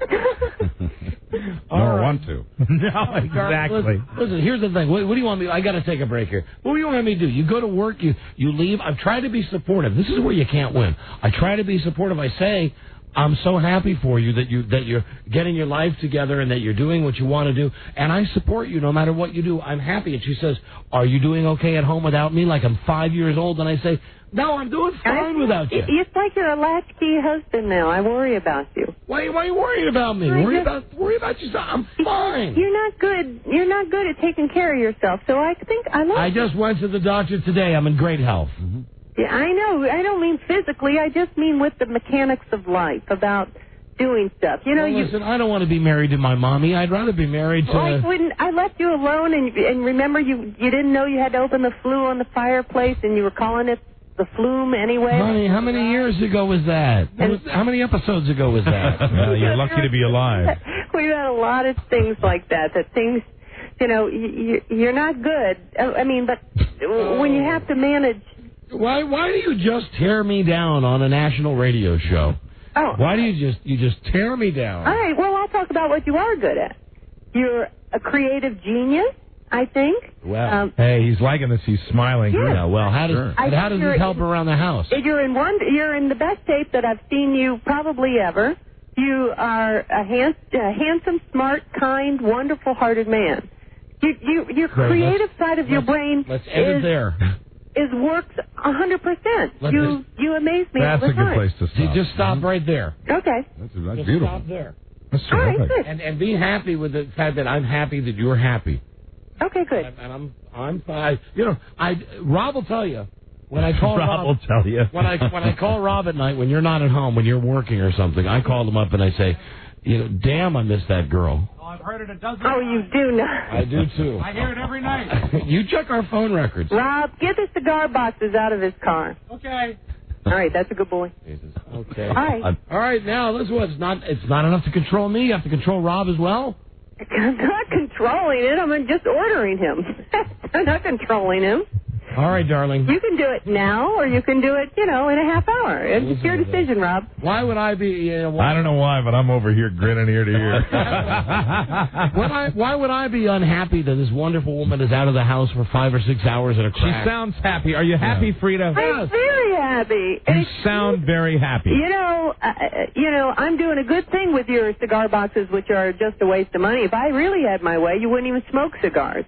If you had your way, and if I really had my way, yes, your head would be in a bowling bag. Oh, dear. Oh, no. But I go to extremes. If you let me know the minute you want a different arrangement, baby doll. The minute I want to cut your head off? Yeah, you let me know. Okay, I'll let you know. Because it's always right there. But no, I love you. And I love you. I love everything about you. I never say that kind of thing to you, and I don't believe that. You what? I never would say that to you. What, they would cut my head off? Right. Well, you just said something that obviously to me affected me as you're not winning. What did you? What? You're not. I don't even remember what I'm telling you is you're not winning this one. It's about cigars. It's about cigars. You gotta let me have my cigar. See, that's the problem. Why am I saying to a woman, "You gotta let me"? You gotta let me have my cigars. Because marriage is a cooperative effort. Shut up. Shut up. Are you talking to me? Marriage is two Mike people. is just... Marriage is two people. It's compromise. I'm not taking marriage advice from you. I know these things. Marriage is two people and it's compromise. And you're telling me that me telling you not to smoke is the equivalent of you telling me you'd like to cut my head off. Honey, we're on the radio. I'm kidding. I'm on the radio, too. Of course, I wouldn't want to cut your head off. All right. Goodbye. I promise I promise I would not want to cut your head off. Smoke, inhale, enjoy yourself. I don't care. Well, technically now you're even because you both threatened each other with death. Right. Smoke, inhale, hold it in your lungs. It's a good day. Now you're even. Now I feel like there's closure. Yeah. All right, baby. All right. Listen, I didn't mean to call you to argue. I thought it was funny. We were talking about Buzz and about the CDs. And you gonna argue? And there were all kinds of CDs on the floor. Anyway, and you were cleaning up my mess. All right. Thanks for letting me come to work today.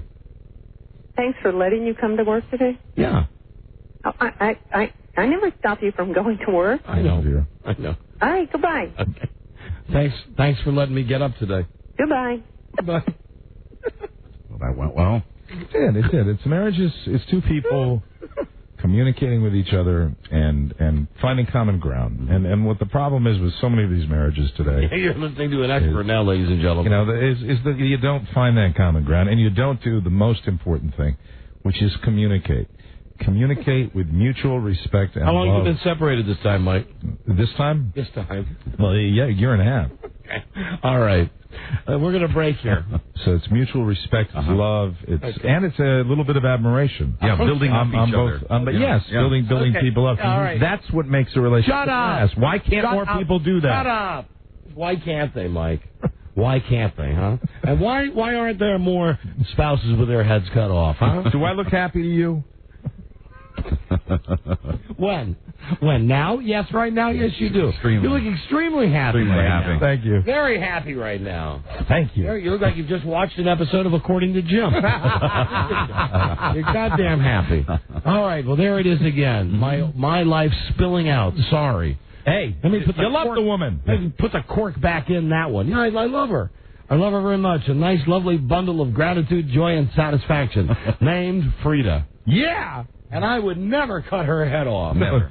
That always seems to get her. Why is she so sensitive? The whole OJ thing. No, that's what did it. His fault. Can't get a joke. Can't make a simple head cut off joke after OJ. We'll be right back. This is the Don and Mike Show.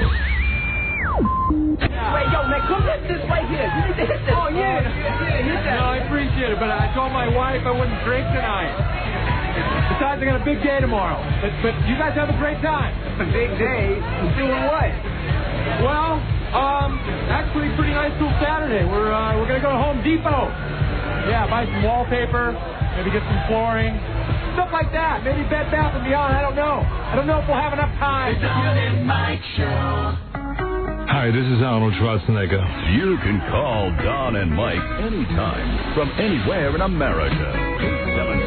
877-365-3636. They're ready to believe you.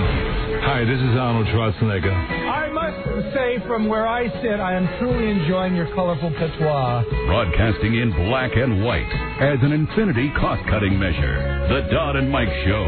Yeah. Hey, Buzz, did you ever call your wife over the lady with the mask? I forgot. Sorry. Will you give her a call? Absolutely. Thank you. Hello there, Don and Mike Show. Hi, Don. How you doing? Don and Mike. Hi, we're doing great. Hi. Great. I can't imagine how such an intelligent, creative man who's been married for so long could lose an argument so easily. Now, listen, it's on the radio. It's not a real-life argument. Hey, you know, there's one thing your wife didn't mention. What's that, sir? In all the kudos she was giving you, yes. That are you pleasuring her in bed pretty well, or is there a problem in that area? I'm making gestures. Mike's giving you the finger. Never been a problem. I give my wife a high, hard one, and she loves it. That's great to hear.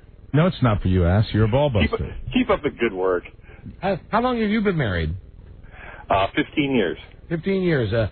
Someday would you like perhaps you and your wife to come on the show and you can discuss some of the everyday, some of your problems, some of the everyday bumps in the road that you hit? You know, it's exactly the way you say too. I mean, we have the same problems you do. And would you ever like to come on the radio and discuss how your life's going along, cruising at a really nice pace, and then suddenly you wake up one day and everything that you've worked for and tried to build is not where it was, and you thought you had things right, but you didn't do it, and you screwed up again. Mike. I'm sorry. I apologize. I sincerely apologize. And the only reason that I have any anger with this fellow is the fact that he was wondering about my D&B. I don't know why I'm angrier at him than you are. I don't know, but I am. I bang my wife all the time. Hey, I was just busting your balls. I'll bang your wife. I will, too. If my wife will let me. There you go. What is your wife's first name, sir? I'd prefer not to say. Why? She might be listening in. Come on, Mr. Brave Man. It's just a first name. First name. Margaret. Oh, not Margaret. You can have that one yourself. That's a made-up name. Yeah, Margaret's a Maggie. Okay, that's a made-up name. Maggie. Magpie. Magpie.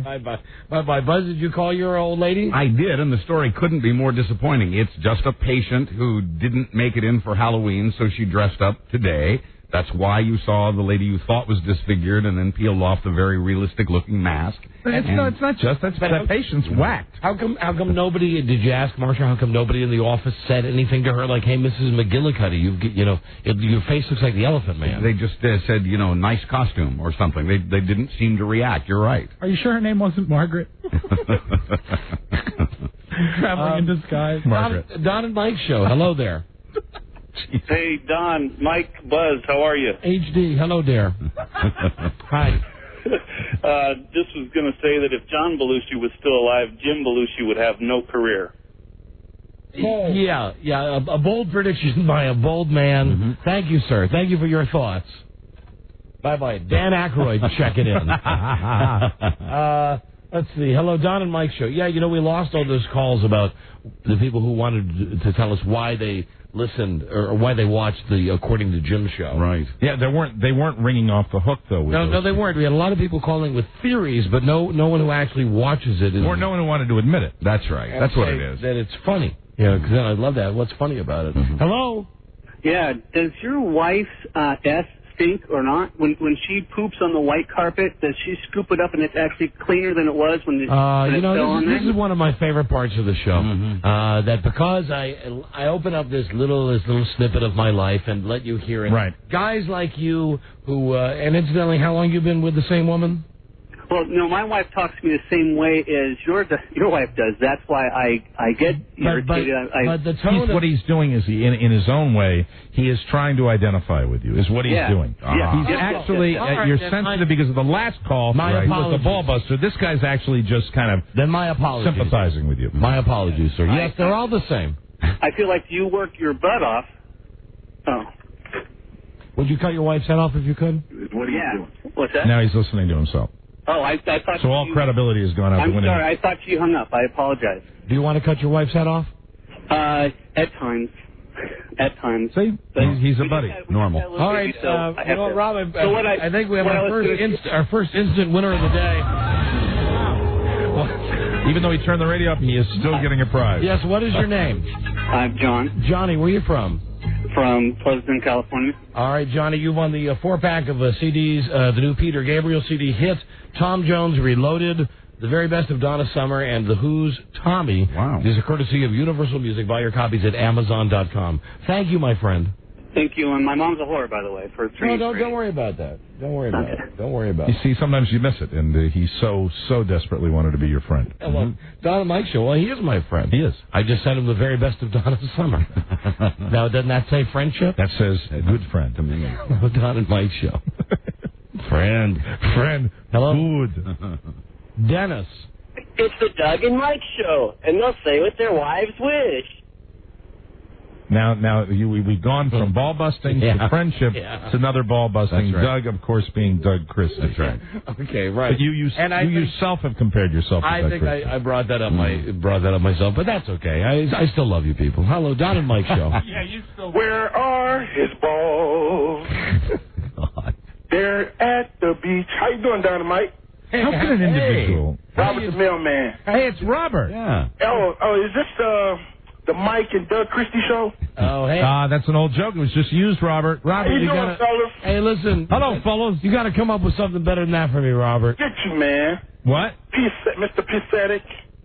Are you talking about me doing the impression of you? No, I ain't even worried about that, man, because you do a terrible impression of me. All right, fellas.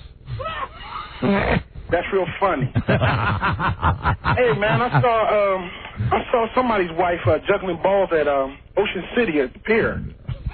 And, Robert's angry. Robert, are you getting your angry I don't know, man. face? Is it me or is it America is getting tired of Don putting on this show of, being the baldest wonder that he is? Robert, perhaps it's time America's had enough of you being on this show. Have you thought about that? You want to talk about if I'm ballless or not? Hey, you. Yeah. Okay. There you go, Robert. Who won that? Now let's see. You hear that sound? You know what that is? That's all of America saying thank you. But don't worry. I've had him on the show because I like him. Yes, I like him too. I like him. He is a lightning rod, and he will fight with anyone. Has America's love affair with Robert the Mailman ended? I believe it may. only you can control that. That's up to you. Yeah. I think you demonstrated that rather aptly. Hello, I'll take crap from anybody. It's obvious. I take crap from people all the time. Right. But Robert Mailman, come on. I've been taking a little kidding from him. Mm-hmm. But even I have my limits, Mike. Of course. Even I have I completely understand that. Hey, how about this? Mm-hmm. I didn't rat you out. About what? With Robert. What about Robert? What did I do? What did you rat me in? But Buzz, talk for a second. All right. I'm totally hold on. No. Yeah, Buzz, just a second. All right. Don's going to fill Mike in as to why Don and in what way Don didn't rat him out. Yeah, you didn't. Yeah, you could have too. Okay. Yeah, and I was scared of that. And you know what? I thought that would be my immediate go-to plan. Right. If he wants to fight with me, I thought, boy, I got something great. But yeah, you're absolutely right. There you go, friend. Absolutely. I am very, very grateful that you didn't do that. Okay. Wow. Always a good decision. Let's see. What is that? That dumb beer commercial? Yeah, I forgot the name of it. Patrick Henry guy. Yeah, I forgot. Samuel Adams. Oh. That's it. Yeah, Sam. That's a sexy beer. Hello, Don and Mike Show. What to do to him? I told you about my wife, Estelle. I'd like to cut her head off. Oh, he'd be so grateful to know you're keeping his name alive. Hello, Don and Mike. Hello there. Hello, Valerie? Yes. Yes, hi, Valerie. Pay attention, Valerie. Focus. I am. I'm right there with you. Thank you, by the way. I enjoy the bantering between the husband and wife on Life According to Jim. Hey, we have according to Jim call. We have an actual fan. So you are one of the 14.7 million people a week that actually watch and enjoy the show? I do, and I don't watch a lot of TV. I watch that show, and I watch CSI, so they're totally different. Val? You know? Valerie, do you enjoy it because it makes Jim look stupid? Gee, I'd say yeah. Oh, Rob's got something. And perhaps I like to be lonely. Well, here's the deal. Here's what I like. You're not going to get a word in edgewise, Rob Spivak. No. Not without a bowling bag. When they... How about this guy's? How about this woman's husband? Go ahead, Valerie. My husband is a hunter and gatherer. What, Valerie? I said my husband's a hunter and gatherer.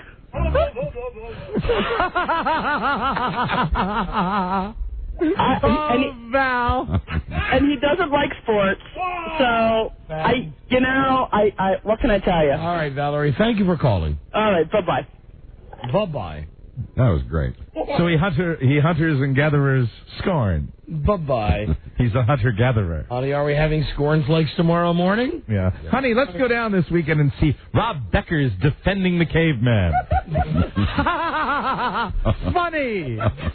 So funny. Oh, look at the stupid things that my husband does. Hello, Don and Mike Show. Hello. Hello, Don. You know, hold on a second. I'm proud to tell you that show has been running. How long has that been running? 12 years. Mm-hmm. We've never had the guy on the show. Right. And now that he's going out of business, he's tried one more time. Right. No thanks. Bravo. No thanks. Bravo. There's something about it that just pisses me off. There's a show that's been running here in Washington and then up in New York for a while with a guy who basically comes out and his whole thing is that men are cavemen and we are the hunters and the gatherers, and it seems like a one bit joke to me, but more power to him. The guy's been doing it for 12 years. Mm-hmm. And he gets... How about guys scratching? But he gets away with it. Well, I mean, there's so many shows in this town in Washington, D.C. that have run for a million years. You know, I mean, the Capitol Steps. Hello, Don and Mike Show. Sheer madness. Right. Crazy Tuna? What's that tuna show? Hot tuna, not hot tuna. Greater Tuna. Crazy Tuna. A tuna Christmas. Hello, Don and Mike. Arch loves it. Hello, Don. Yes. Don, can you hear me now? Yes, hi, you're on the air. Hi, I just wanted to make an offer for you. I've got years of listening to you and Freda, and I've called before about offering you some free counseling. Family counseling. This guy, I remember this guy called the last time. This guy's called before. I'm not going to lose it like I did with you before. You've got to be ready by now. Because you got to know that it's a show, and I'm sorry. Well, I do know it's a show. Okay, then. End of discussion. Remember back in the day, I would have let that guy go on for a long time. Absolutely. And it would have ended ugly. Yeah. Hello, Don and Mike Show. Don, Mike. Yes, hi. How you guys doing? We're doing great.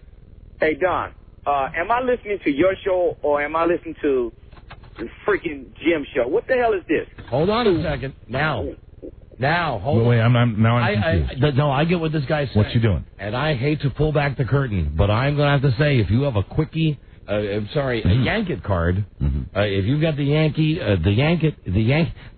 version. And now I have to say the disclaimer. Hey, Don, food store's not affiliated with the New York Your Yankees. wife got your balls so bad, you giving out gay CDs. What the hell is this, Don?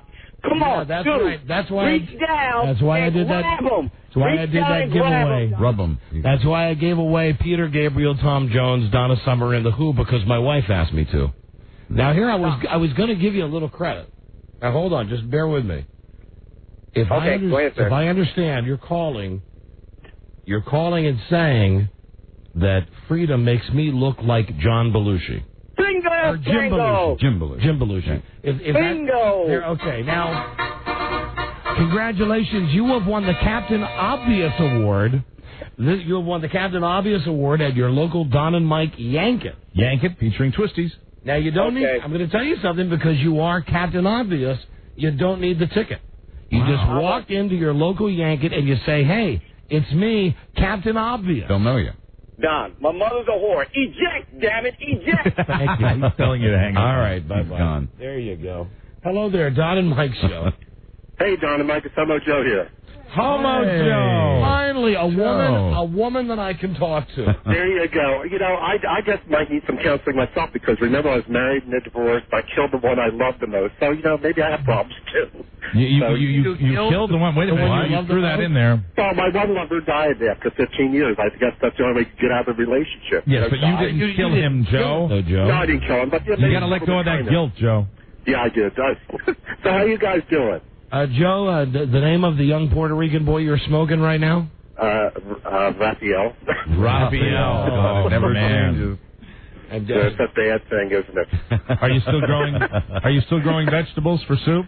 I am still growing vegetables for soup, and it's getting better every year. It's amazing. Joe has so many layers. Homo Joe, really the most famous homosexual that's on this show, and he's also feeding America. And that's right. Joe. Yes, sir. In the gay world, is the popularity of the Jim Belushi show as dominant as it is in the straight world? I absolutely hate the show. Yeah, not popular. But what about your homo friends? Well, the real Queenie guys love it. You know, the Queenie guys. The Queenie guys, the ones who dress in drag and such. They love that show. And that comes from a noted gay agrarian, Homo Joe. All right, thank you, Joe. We got to run. Okay, take it easy, guys. All right, talk to you soon. Goodbye. Here was homosexual Joseph, and if you had Raphael, go to the Yankee. I seriously think his farm provides vegetables for Campbell's soup. It does. Yes, I believe so. Chunky and regular.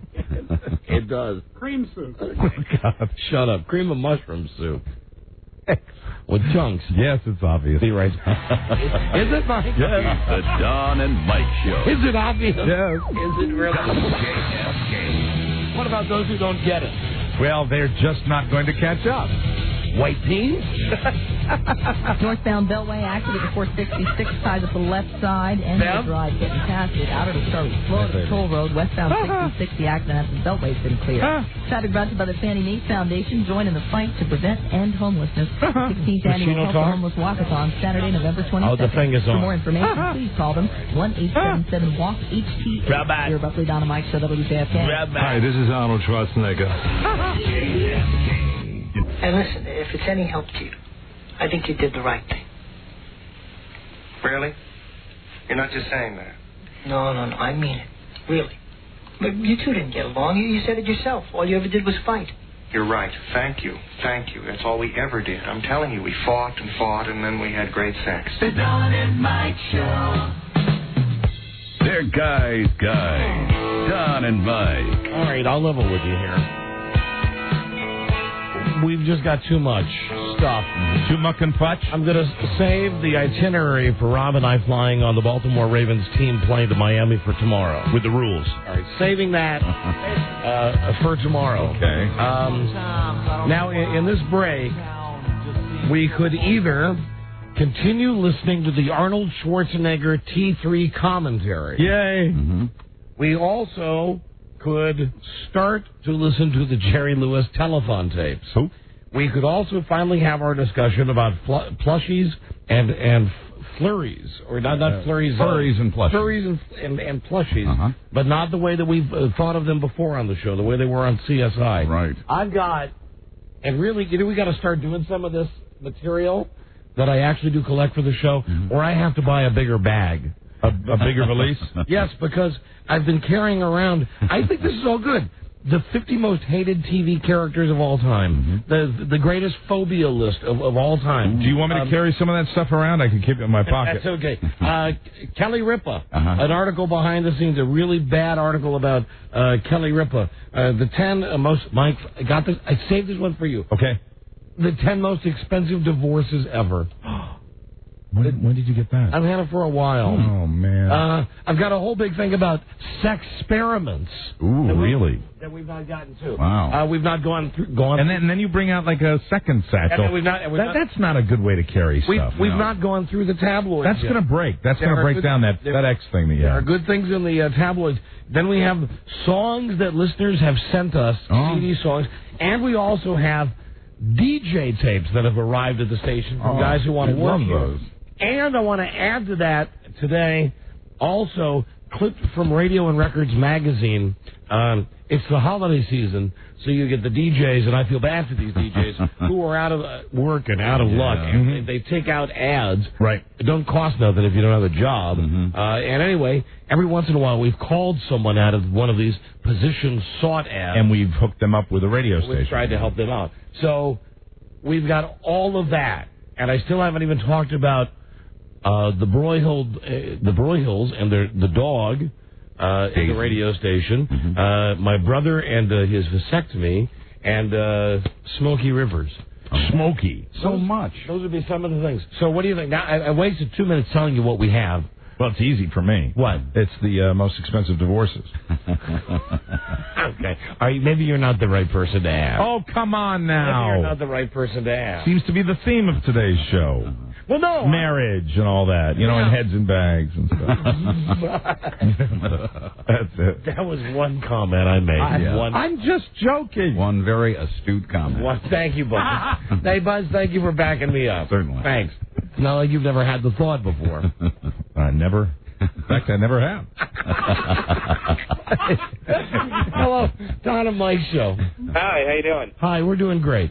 I just listened to you talk about what you wanted to do, which bit you want to do. I'm a new listener, just started last week, and I would much rather listen to you guys read out any list than have to listen to Schwarzenegger talk. So the Schwarzenegger bothers you? Well, not Schwarzenegger in general, but any recorded crap. Yeah, but it's so funny. It's so funny hearing him. All right, though. Thank you. And remember this: on the Don and Mike show, your vote means nothing. Doesn't count. Yes, Robbie. What about Jerry? Hello, Don and Mike show. That's Rob's favorite. Hello. Jerry. All right. Yeah. There you go. Jerry call. Hello, Don and Mike. Hello, Donald. Yes. Don and Mike and Rob and Buzz. Right, we're all here. That's us. You've done the list before, and we appreciate the list very much, sir. Can we hear one of them? I've not done the list before. No, he's talking about in general. You've done lists before. Oh. He wants to hear a list. We love it. I love all the titles. But the thing is, did I hear anyone call for a vote? No, thank you. I don't believe anyone did. No. All right, bye-bye. Well, here we go. How about we just pick something out of here at random? Yep, go ahead and get into that the divorce file. Just pull. Now, Mike, I don't know. I'm not going to be something if I'm not experiments came necessarily up. sure if that's going to be the best. That's right okay. now. I'm being selfish, and I'm probably not thinking about entertaining the listeners. What we have here. For my own personal good. Personal well-being. Rob's pushing his agenda on me, too. Rob's something that Jerry takes at you? Now, Rob, look at this. Look at the see. I already got we got this bit we want to do here. Yeah. We got this bit we want to do here. We ain't got time for this. Well, this is a matter of urgency because we're almost out of the Labor Day season. Not to be confused with the backs right up to the holiday season. All right. I'm going to give you just a wild card one then. Wild. It's wild. But know that I'm doing the show prep. I'm doing the work. Oh yeah, it's obvious. I mean, I'm trying to do better. I think you're doing a fine job. Just sometimes we got too much. Yeah. Too much S. That's what it is. Phobias. Good choice. I'm going to go to the phobia list. Mike, you'll get over it. Okay, no, I'll be all right. I'll be And fine. incidentally, you're number 7. What's that? I'm on the phobia list? No, on the most expensive divorces. Okay. Thank you. And number 10. Oh dear. Okay. Touche. Can you name Mike? Can you name this phobia? All right. I'll tell you, it's a phobia that is befallen a few members of the engineering staff. Okay. And let me just say, not Wendell. All right. Okay. Very good. It's Ablubatobia. Ablubatobia. Fear of. Phobia of. Fear of. I'm. You're setting me up to be cruel here, and I don't want to. No, I'm not. I'm not doing. Fear of weight loss. No. Rob, you don't need to laugh that loudly, please. Sorry. I'm in trouble already. No, Mike. It's a fear of bathing. Oh. Well, we both made friends then. Okay. How about? Let's see. And incidentally, we are fat guys still. We can make fat jokes. That's right. Hold on. Let me get one here for you. And if you're going to go through these, I don't want to. It helps if you put it in perspective like you just did for me to guess the phobia. Okay, well, I mean, unfortunately, a lot of these are going to be applied to members of the engineering staff. Oh, no. Okay. It's just the way. How about basnophobia? Basnophobia? Basnophobia. Fear of good music. No, that's an inability to stand up. Really? That's a phobia. Basnophobia. Wow. That's a real... Like you're so paralyzed with fear that you can't stand? That's right. Fascinating. Wow. That's right. Okay. Here's one for a guy who used to work here, who used to suffer from this. Okay. I'm not going to say his name, but what he suffered from is cherophobia. Marty Basnophobia. No, come on. What is it? Cherophobia. C-H-E-R. It has nothing to do with share. Or it's maybe a cherophobia. Share or cherophobia. Cherophobia. I would think chair, derivative of cherub. That's what I think. Angel, like little... No? Not a fear of was babies. somebody used to work here? It's Andy. Is it Andy Rice? It's gaiety. Fear of gays. Fear of homosexuality. Well, I thought that's homophobia. Well, no, but it's different because it's not... I'm trying fear of gaiety, like gaiety being happiness? Yeah, right. Fear of being happy. Right, never mind. Well, that's everybody that's ever worked here. Here's one. Here's a hint for you. Good. Alan Leinwand is immune to this one, to this phobia. Okay. Not a chance. If you have cremophobia, cremotophobia, and your hint is that Alan Leinwand will never catch this phobia. Fear of being cheap. You're close. It's a fear of money. Fear of money. Fear of money. Hi, Alan. Let me see. How about...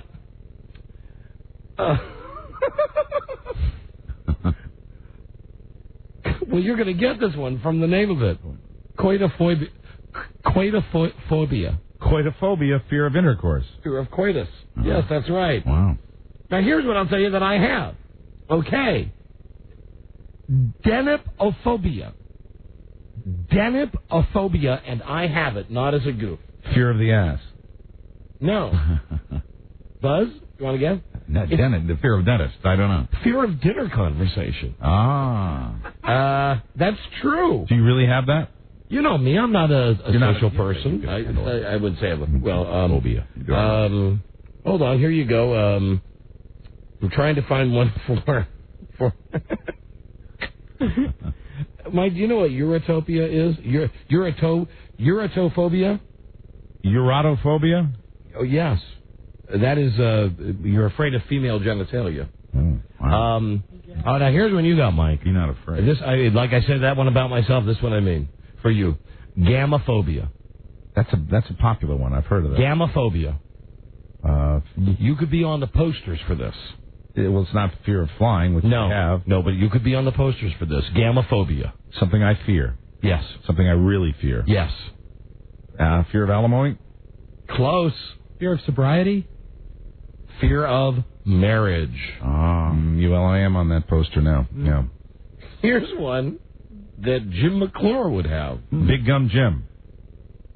Genophobia. Genophobia. Genocide. Maybe. Geno. No, you're so wrong. It doesn't sound like Jim. It's fear of chins. Fear of chins? Fear of chins. Genophobia. Okay. How about... let's see. We got all the homo ones here. Iphilophobia. Iphilophobia. Robbie, you think got the pronunciation on that? Looks like Mr. McZippolix. Iphilophobia? Iphilophobia, I think. It's iphilophobia. Fear of lisping. Iphilophobia. Fear of penis. Well, that's a big phobia. Erect. Seeing. Thinking. Touching. Fear of it. I don't understand the erect in there. I'm just reading them, Mike. I'm not writing them. So is it a fear of the male appendage in that state? It is. Well, it's Here's one that Like my favorite joke reminds me of my favorite joke. Which is? About the college co-ed that goes into the biology class, and the professor asks her to write out on the board a picture of the male appendage, and she draws it in a full state of attention. Right. Correct. And the professor says, "No, Mindy, we want you to draw it the other way." And she says, "What other way?" Bada bing! Hold on. Japan. Well, now have you given it away now? Japanophobia. Fear of Japanese people. Correct. And color me guilty. Oh, stop it! No. Color me guilty. No. Hey, Rob. Yeah? I hope you're on meds for this. What's that? And I swear to God, I'm not making these up. This is from networkofminds.com, the world's greatest phobia list. It's got over 5,000 phobias. Wow. Judophobia. Oh, really? Yeah. Wow. I don't think it requires any explanation. No? Fear of Jews. Fear of... Oh, yeah, you're right. You wouldn't have that. You're not afraid of them, Rob. No, right. Let me see. Okay. Here's one. Here's one for... Who haven't we picked on today? Who haven't we picked on? That's a loaded question. In the staff? Among ourselves, who haven't we picked on? Buzz has not had a phobia assigned to him yet. No. Buzz, congratulations. The doctors tell me that you have meadow-malcophobia. Meadow-malcophobia. I don't know what that is. That is you're afraid, you're scared you're going to lose an erection. That's yeah, you wouldn't want to lose that. No. But you don't I think we should all be afraid of that. I think so. Here's something that I know I'm not afraid of, and I know you're not either. I'm a fan. One, origomophobia. It almost sounds like domo arigato, Mr. Roboto, but it is one aerogomophobia. Christensen. Well, I'm doing my best. Anyway, it's a fear of wet dreams. Really? Who's afraid of wet dreams? Don't be afraid. I say bring them on. Mm-hmm. I like more the merrier. I like 2 or 3 a night. And I like having them when I'm awake. Let me see. Hold on. I'm going to find one more. There's kissing, love, thinking, wealth, beards, politicians, the color purple. These are all things people are afraid of. There are phobias of. What's that? Fear of bad Whoopi Goldberg movies? Mike, what about if you have scabiophobia? You're afraid of picking scabs. No, you're afraid of scabies. Scabies. Rightly so. What if you have? Here's now we need with Satanophobia. Fear of the devil. Yes. And what if you have rectophobia? Fear of your own butt. You're afraid of getting a rectal disease. Mm-hmm. What if you have puppophobia? You're afraid of puppets. That's correct. Mm-hmm. Wow. That is correct. Puppophobia. I like puppophobia, too. Yeah. What do you think I am, some kind of puppophobic? What if you are... I think a lot of people have puppophobia. What if you have spermophobia? You're afraid of urine. No, you're afraid of Europeans. Oh, thank you. No, I'm kidding. No, of course. Thank you. Of course, it's urine or urinating. Yeah, and of course, if you were afraid of Europeans and urine, it would be urophobia. Now, here's a weird one. Virginophobia. Phobia or phobia? Phobia. But it has a T-I. It has virgin and then IT phobia. Virginitophobia. Virginophobia. Okay. Fear of deflowering a virgin. No. Fear of being deflowered. Fear of rape. Fear of rape. Well, I was like ending on a high note. There you go. That's a pick me up. Here you go. Here's one that I think Hey, let's hear it. Let's hear it for our phobia of the day.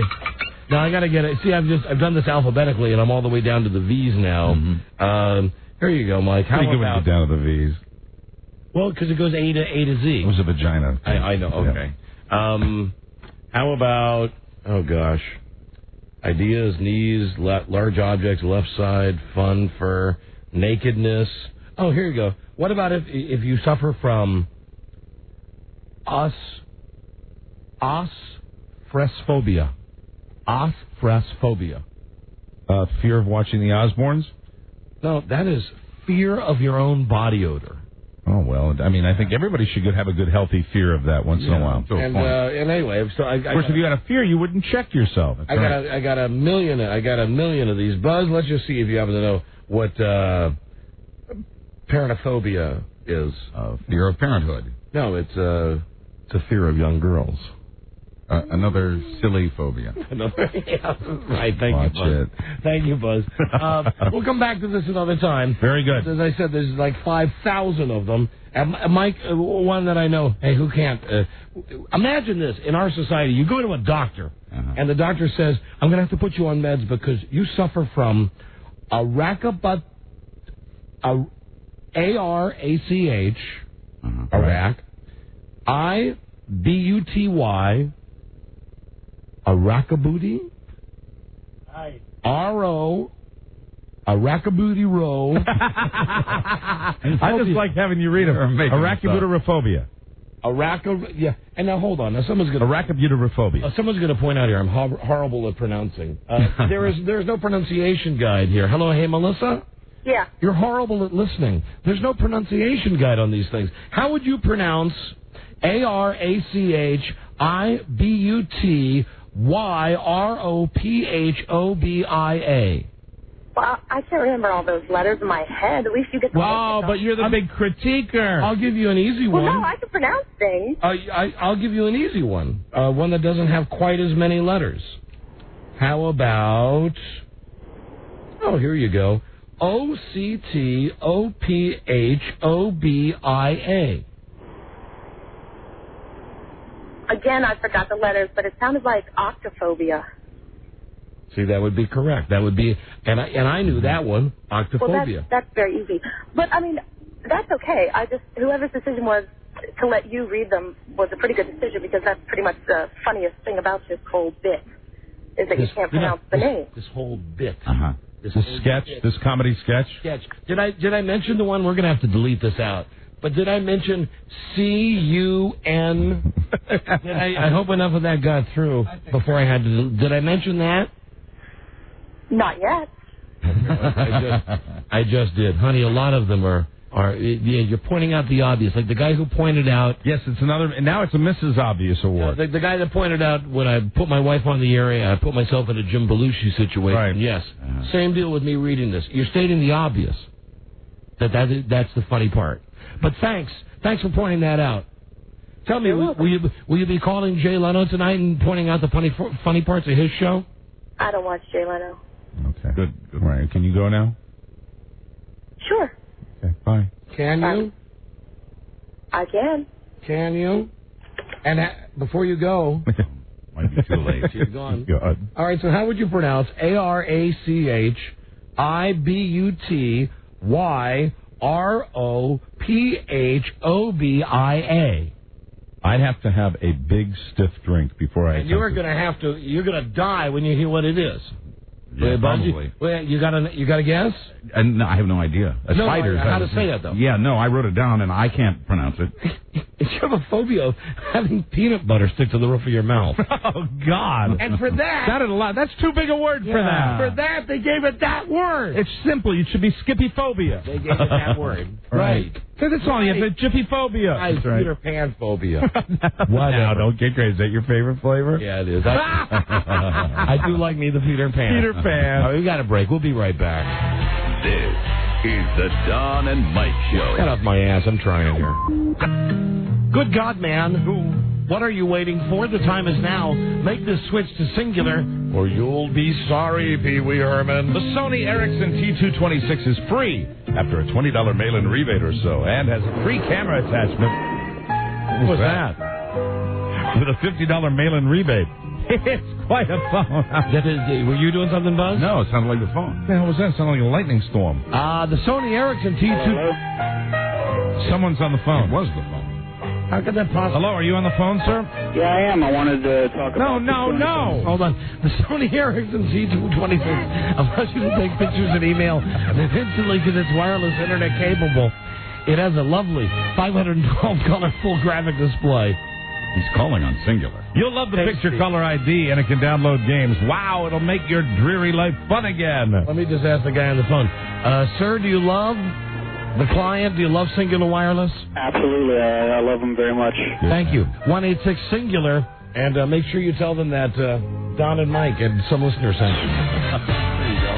WJFK, the Don and Mike Show. This is the Don and Mike Show. Listen, my friend, I am a supporter of the gay community. I wore a red ribbon to the Emmys. I have been to several Elton John concerts. What does that mean? Elton John is a gay. The Don and Mike Show. Hi, this is Arnold Schwarzenegger. You can call Don and Mike anytime from anywhere in America. 877-365-3636. They're ready to believe you.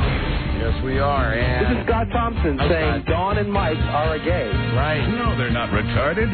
Don Geronimo and Mike O'Mara. Yeah, and we play that solicit there because we take phone calls. Not technically on the entire show, we just take phone calls. It's something curious. Someone's on hold. I'm not going to take the call because it's a stupid trap you fall into. We get this every once in a while. I can't believe how mean you are to your callers. Mary's calling to say that now. Mary ain't getting on the air. Right. Here's the deal.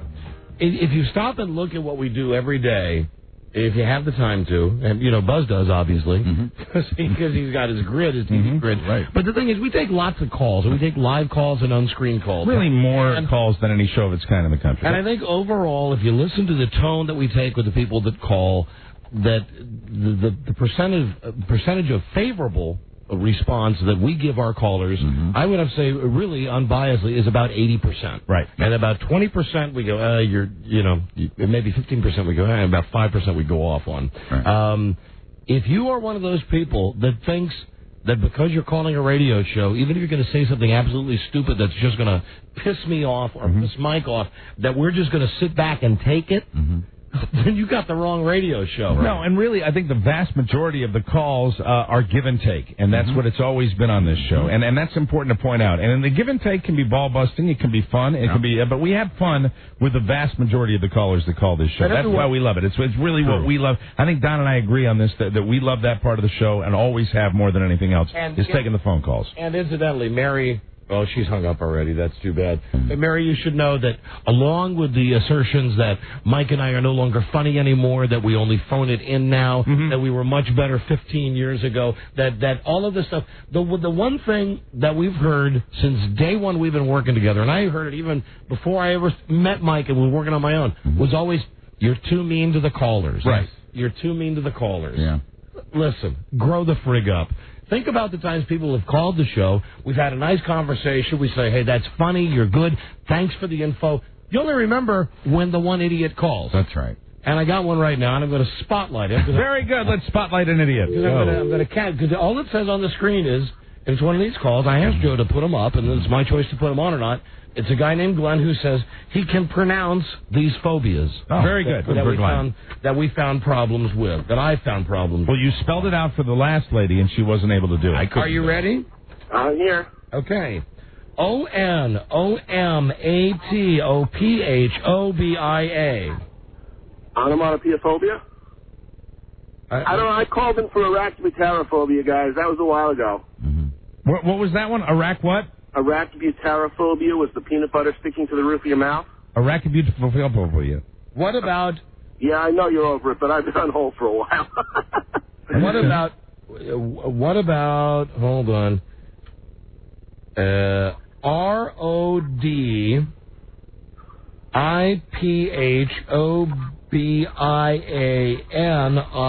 RODIPHOBIANIANA. Wow. Yeah, you lost me in that one, guys. Well, why don't you take... If you're going to be... Can I... No, I'm not going to give him the suggestion. Don, Mike, in all fairness, I didn't say I was You've given him time. But it says on the screen, though, I can pronounce those words. No, I said I could pronounce Arachnophobia. That's the first word. I don't know whether you're pronouncing it correctly. Pardon? I am wondering whether you're pronouncing it correctly. Well, because you have something in the middle there that's kind of like, almost sounds like you're catching a wet bird. Can you spell it? No. See, I'm wondering how you would know, because it's Arachnophobia. Here's the spelling on it: ARACHIBUTYROPHOBIA. Well, the spelling, the pronunciation we were given when we had to say this word in a production was Arachnophobia. And would you spell it one more time for me? Sure, Mike. ARACHIBUTYROPHOBIA. And I say to anybody out there who challenges me, and I know that I can't read good under pressure, which is part of the funny bit, which is what Miss Obvious got there. Arachibutyrophobia. Yeah. Now, it's easy to announce. No, wrong. Wrong. Hey, I can't speak well. No, you added something in there. It's arachibutyrophobia. Well, keep the extra. See this? Sorry. Hey, I really called to say I come down from New York once a month. I hear you guys for about 3 days a month, and I love you guys. I wish we were on in New York. I wish that you would catch arachibutyrophobia. That's it, Mike. Thank you very much. And now someone to tell me the reason I can't pronounce these words. Because nobody... Come on. God damn it. Dave. Nobody can pronounce anything with peanut butter stuck to the roof of their mouth. Okay, see now? I thought somebody was going to bust your balls. See, did you know that was coming? Yeah, I knew that. That was a funny. I don't have the screens in front of me, so I don't know.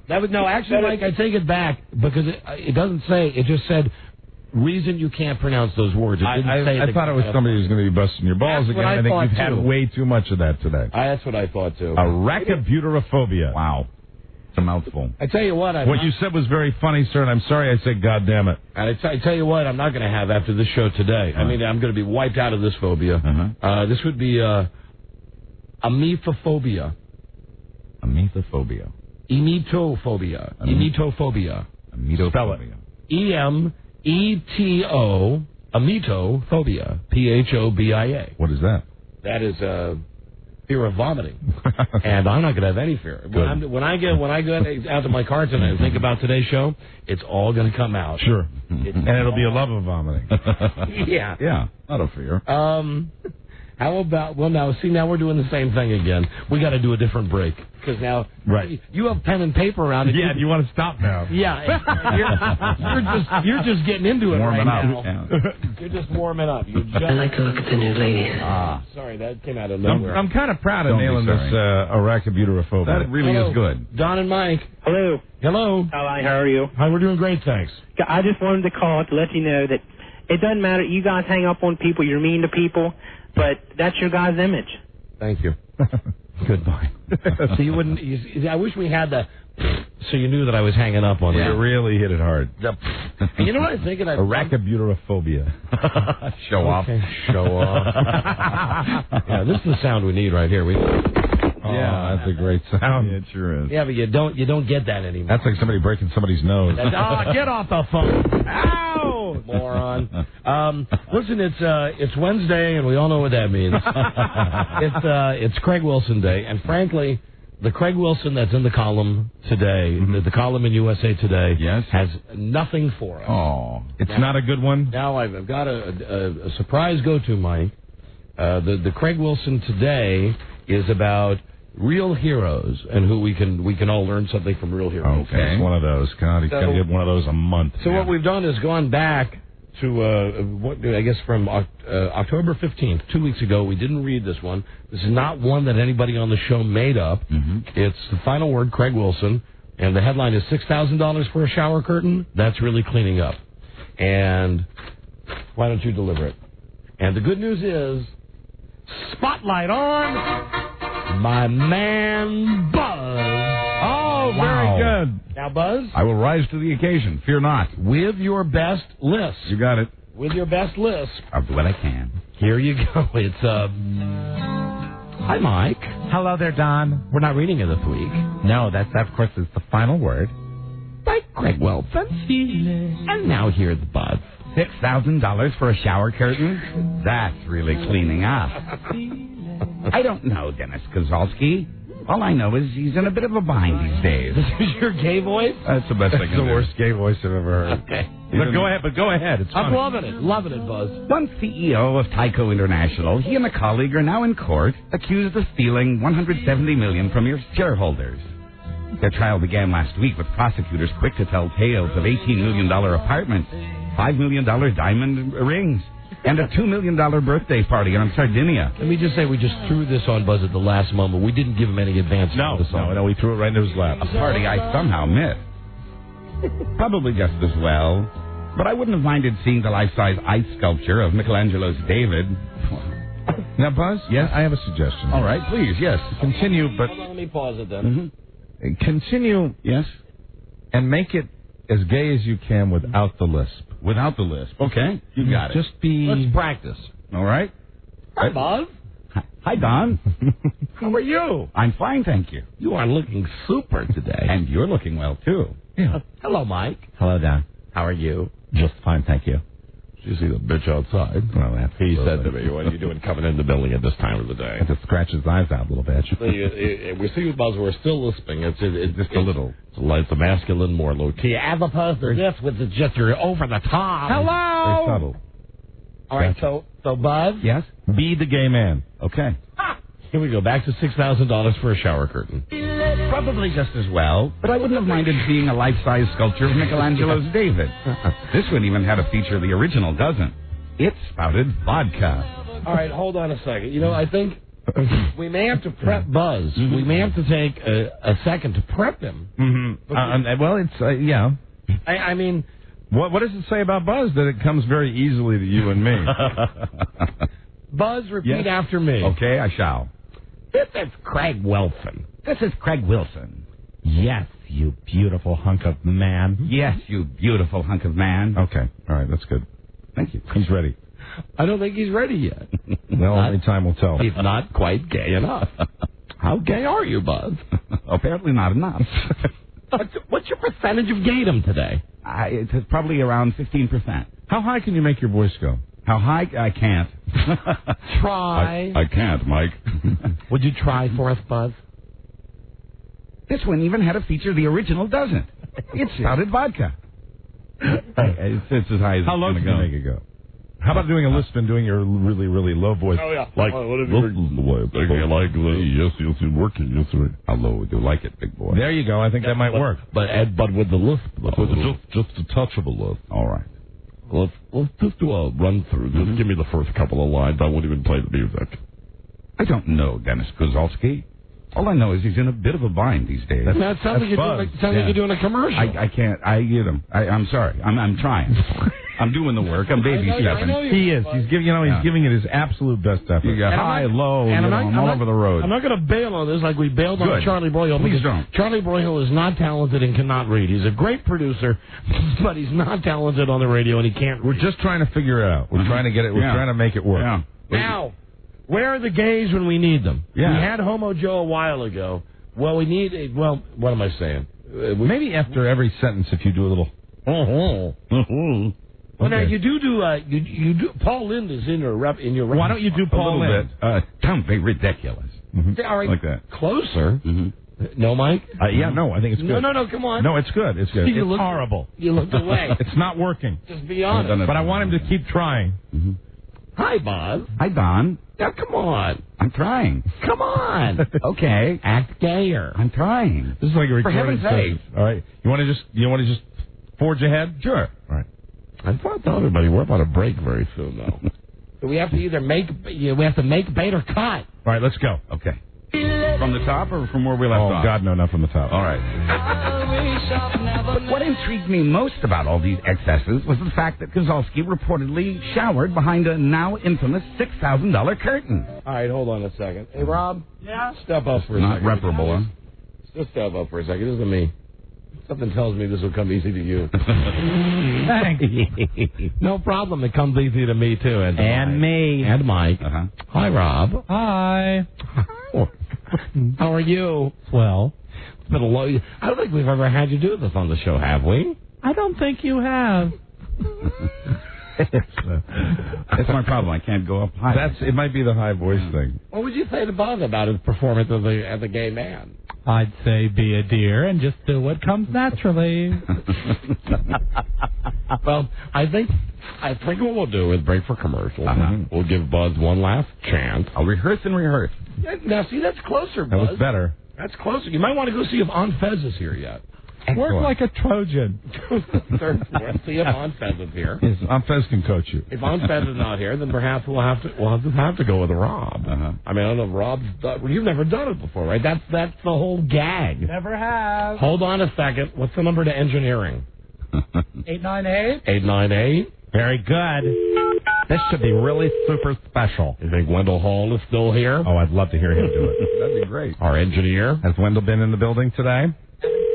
I haven't seen him either. He might be hiding. Bitch. Personal day.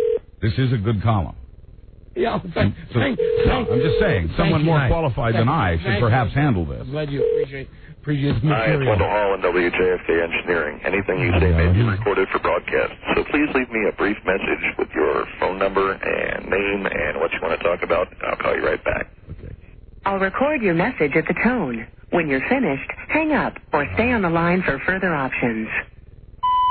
Hi, this is Arnold Schwarzenegger. Thank you. If you'd like to add to your message, enter 1. No. To listen to it, 2. To re-record, enter pound. He'll never know who called. Hi, this is Arnold Schwarzenegger.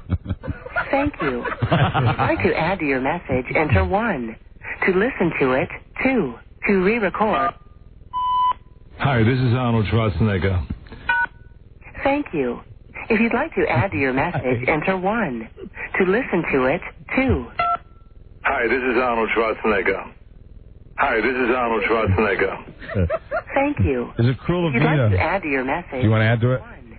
To listen One more. to it, 2. Yeah. To re-record, enter pound. Well, hold on. One. Hit one. Hi, this is Arnold Schwarzenegger. Thank you. If you'd like to add to your message, enter 1. To listen to it, 2. Hi, this is Arnold Schwarzenegger. Hi, this is Arnold Schwarzenegger. Hi, this is Arnold Schwarzenegger. Am I the only one who hopes he checks that at about 4 o'clock in the morning? 1.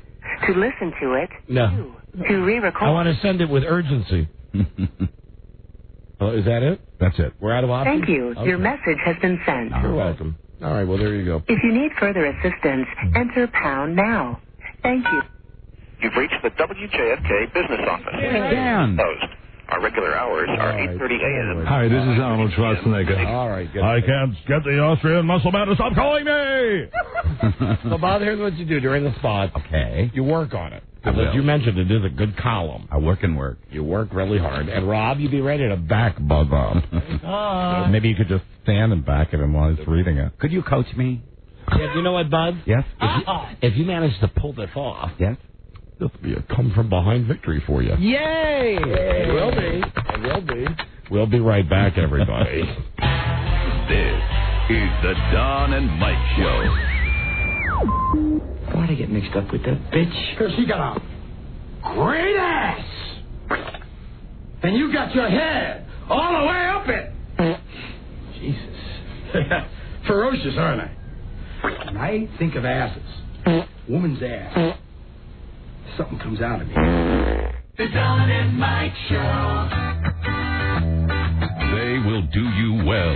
Don and Mike. You practice, Buzz? You know, I've gone with it, man. Actually, I went over to Buzz's studio to say, basically, no hard feelings. I don't like putting pressure on Buzz to say, we didn't tell him about this before the show. Right. Don't worry. And when I walked over to Buzz's cubicle during the commercials, as I walked in, he was going...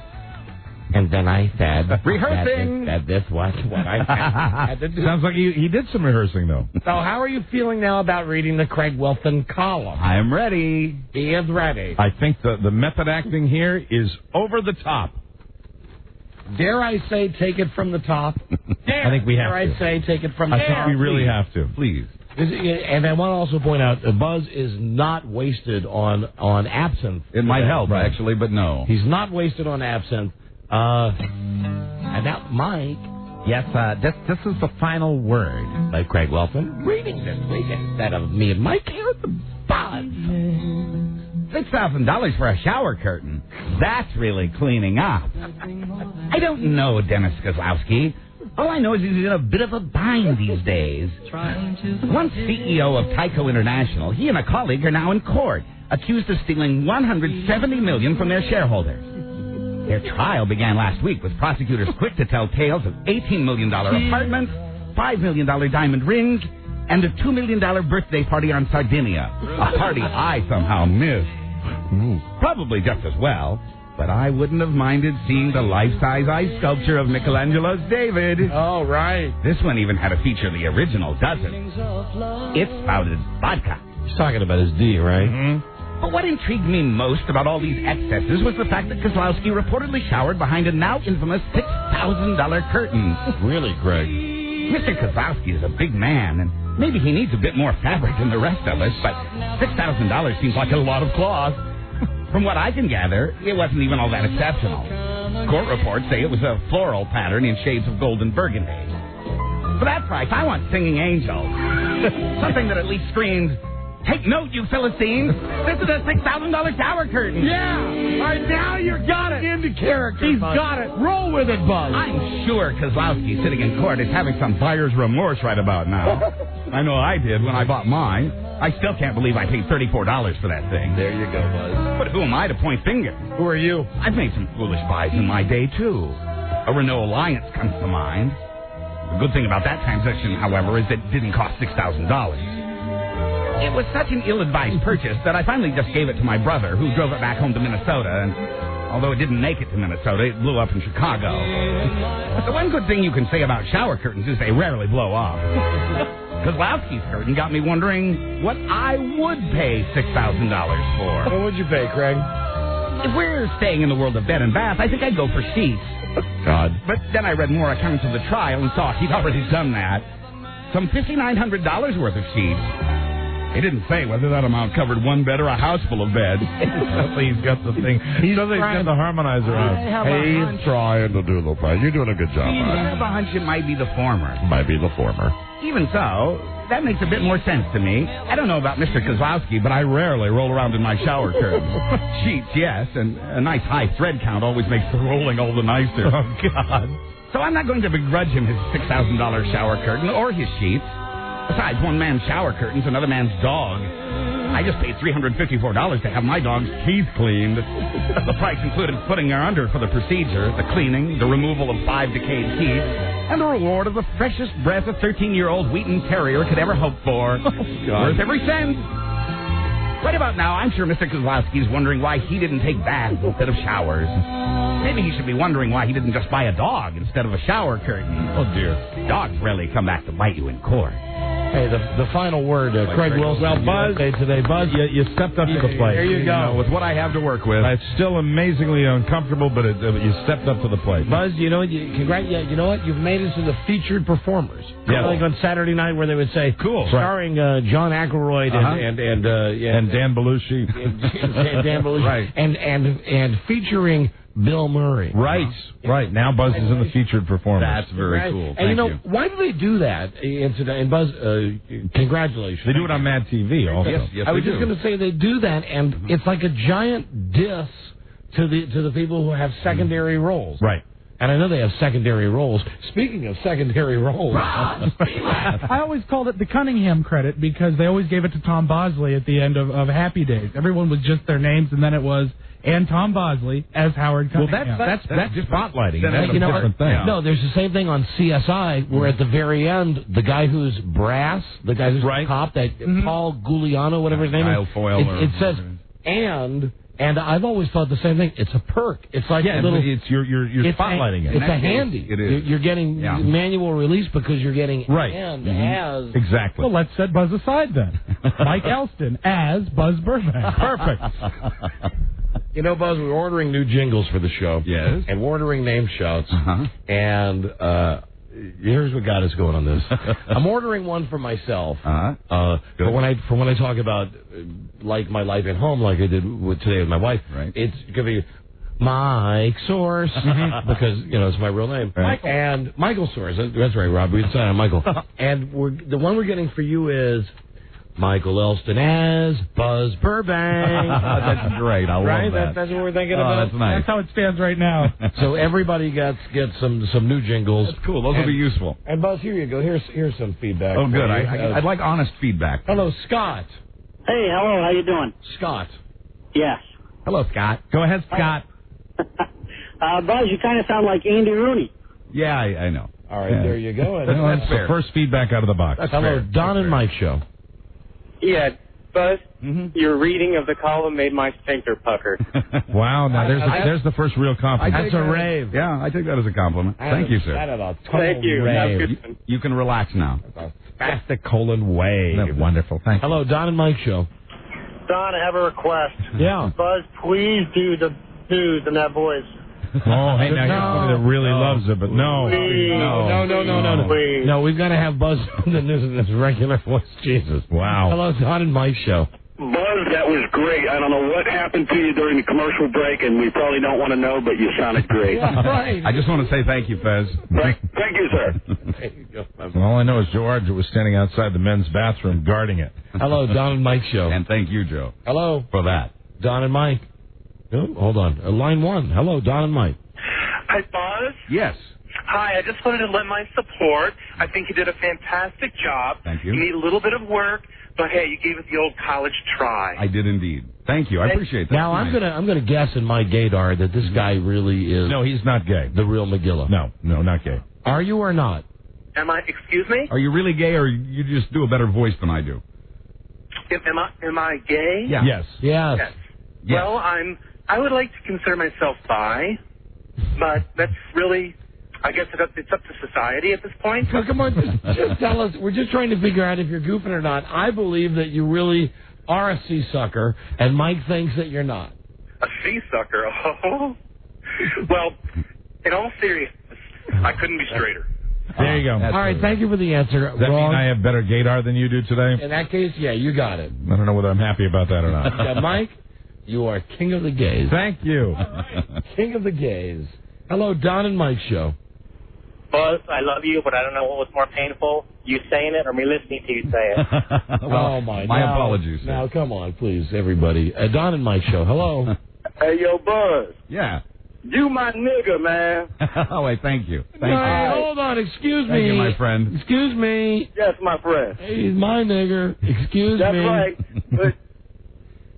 Buzz handled his business, so, he automatically qualifies. He does. Okay, absolutely. All right, well, then, you know what, Buzz? You're our N-word, then. I couldn't be more proud. Yeah, you're everybody's N-word. And thank you for maintaining the non-3 times rule. Because once it's said 3 times, didn't your friend say that's when it's trouble? Oh, that's right. Yeah, that's why I was trouble. Right. trying to make sure that... But the new year is just around the corner. Oh, God. Hello, Don and Mike show. Hello? I have to... Hold on a second. I have to get his permission because I found this out the hard way that you can't... If somebody leaves you a message on your machine at home, you can't call up, even though it was left on your machine, and play it on the radio. You have to get their permission. Right. Rules. I'm going to have to call Leon, and I am really going to have to get his permission, because he left me, speaking of that, right last night, the funniest, without a doubt, the funniest message. The high definition for Fox was kind of screwy. It was earlier in the day, and I was thinking, Freda and I like watching 24. We like watching in high def. So I put a call into him, and the message that I got back is so funny because he's not mad at me. No, but he's annoyed that this. He goes, "Hey, hello, are you there? Hello, hey, listen." Hey, Mayan, are you there? Yo. All right, listen. It ain't nothing but a thing, okay? I want to hear it. It's a problem. It's a problem to have it on the low. Whatever he says, it's not your software. Good. It's not your TV. Good. Don't worry about it. Then he laughs. He goes, I'll bet he gives you permission. Yeah, I'm gonna call him tomorrow and ask him his permission to play it on the air because it is so goddamn funny. Anyway, hi there, Sharon. Yes, I love Buzz's voice. It sounds so cute, especially when he giggles after he's doing it. It sounds so cute. Well, thank you, another woman that loves you, Buzz. Thank you, Buzz. Sharon. You're so cute. That's very nice. And, we get jealous when we get those calls. You're so cute. We get a little irritated. We walk through that bit for like 2 years every week. We don't get cute. No, we don't get cute on any level. Oh, everybody thinks so. No, Come on. Yes. Don and Mike show. Horse hockey. Everybody looks good in a cowboy hat. Hello. 6 shooters. Don and Mike. Hello. And now I have a mental picture of the three of us with those little Parenthood cowboy hats. Lisa. Yes. You're on the air, Lisa. Buzz is awesome in anything he does. Listen, here they come now. Thank you. Here they're coming forward. How many years have we read that column? The Craig guy, at least 2 years. Yes. At least 2 years. We're awesome in whatever we do? No. Buzz doesn't get enough airtime. I know. We've heard that before. She senses my insecurity. She's just calling in a little support. It's not a slight against you guys. It's okay, You're Buzz. not being dissed. It's okay. You're great, Buzz. We love you, Buzz. We love you. Great, Buzz. Thank you, baby. You did great, Buzz. You're great, Buzz. You did great, Buzz. Hope you enjoy it. It's the last time you'll be given the chance to read it. Oh, no more featured performer. Hope you enjoy it. Yeah. Next week, that bit goes back right where it belongs. Nice job, Buzz. Next week, that bit will be... The Don and Mike Show. Oh, yeah, done by us. Very good. I like that jingle. Don and Mike Show. Which one? This one, Mike? The Don and Mike Show. That sounds perfect. I can never hear that one enough. The Don and Mike Show. Yeah, but it's not cute. It's pretty. Hello. Are you there? Don and Mike. Yes, Kelly. I want to give a message to Buzz. Buzz is here. Buzz, great reading. Got to say that with that reading, makes me want to go to Yankee and get some man chowder. Okay. And it's officially over. It's over now. And he stopped it. And the glory... The amateur comedian stopped it. The glory that was the aftermath of Buzz doing the bit is over. Right. That guy had a chick's name. Mm-hmm. Yeah, Kelly. Yeah, right, Kelly. Right. Hi, Kelly. Kelly. That's sad when that happens, isn't it? I always feel a little sad when that happens. Sure. Right. Well, that's when a listener really just kills it. Yeah. Because we could have gone a little longer with it. Drove all the way to the end of the dock. Right. And fell right in. And now he's just like, hangs with the phone and just goes, I'm so funny. It's time for Buzz. Everybody loves. It was 4 hours of Buzz. Yes, nice job, Buzz. If that is your real name. Way to go, Buzz. Nice job, Buzz. In a world where owning a radio was strictly forbidden, one man found a way to bring good news to his people. Here he is. That's me, Buzz. He made it up. Hey, you voted him. You're American Idol. Here he is. Here he is. Go ahead, Buzz. What's your lead story today, Paula? Today? Randy or Simon or Clay or... Clay. Who's Clay, please. It'd be Clay today. Yeah. Clay. What's your lead story, Clay? Brittany throws a fitney and pulls out of a deal with NBC. Plus, there's a decision in the Rosie case. Ooh. About this Brittany thing, so I won't slow you down when we get to it. Right. I'll slow you down with other stuff. But I was telling Rob today or something, boy, do I just feel like the dumbest. It's like all of a sudden the anvil just hit me on the head that I'm driving around today and I'm listening to one of the radio stations and I hear the song where it's like, hey, Brittany, hey, Madonna. And I realize they've done a song together.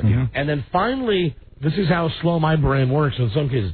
I thought, they kissed on the MTV Awards. That was like 2 months ago. I bet they knew they were going to make a record. Boy, was I pissed for a couple of seconds. Yeah, it was like manipulated. Well, there was nothing spontaneous about that kiss. Feel used, Scarecrow. If you could realize that, would you? All right, so Buzz has Britney stuff. Yeah. Stay tuned for news and comments coming up on the Don and Mike Show. Don and Mike Show, and that was very professional. Yeah. This is the Don and Mike Show. What's the word from Planet Crackpot? The Don and Mike Show. Soulful Boys, Don and Mike. Like he's not been on enough already today. Wow, man. Has this been Buzz Day or what? Hey, it's time for Buzz Girdley's news and comments. Harry's News brought to you by Vermax Sexual Pleasure and Performance Enhancer. Someone called for a doctor? Doctor developed. Clinically tested. Vermax works. Get it available. It's available. Buzz, is that a visual aid you're pulling out there? I'm going to have a visual aid for you, yes. Gotcha. And that's not when someone F's you in the eyes. No. And you get something bad. You don't want that. No. I thought about that for a long time. I even think about it sometimes because it's such a bad word now in so many ways. Yes. You think of all the bad things that happen when they say, How did I join the candy company? That's right. That was a weight loss candy, Right, wasn't it? yeah, weight loss candy. AYDS. Yeah. Right. Or when they say, one of President Bush's aides. Yeah. I always... It's amazing when they give a bad name to something that used to be good. Aids to the governor. That's right. You hear that all the time. That sounds like what people would wish on a candidate. Doesn't sound good. Another thing, unrelated to AIDS, when they say you had to beat them off with a stick. Used to be completely acceptable. Now it's like, laughter ensues. I'm sure you could do it. Mike, you know how you could do it. How? You took Duramax. At Rite Aid, GNC, other select retailers, try it today. Duramax, 1-888 try VMAX. You are the SM. That was smooth. And that is... Segway Master. Hi, Buzz. Hi, Don and Mike.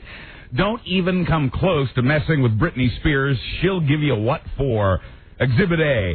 She was supposed to appear on NBC's The Today Show November 21st for one of those Friday mini concerts, but Dateline NBC recently ran a piece about Britney without her cooperation. It wasn't a bad piece.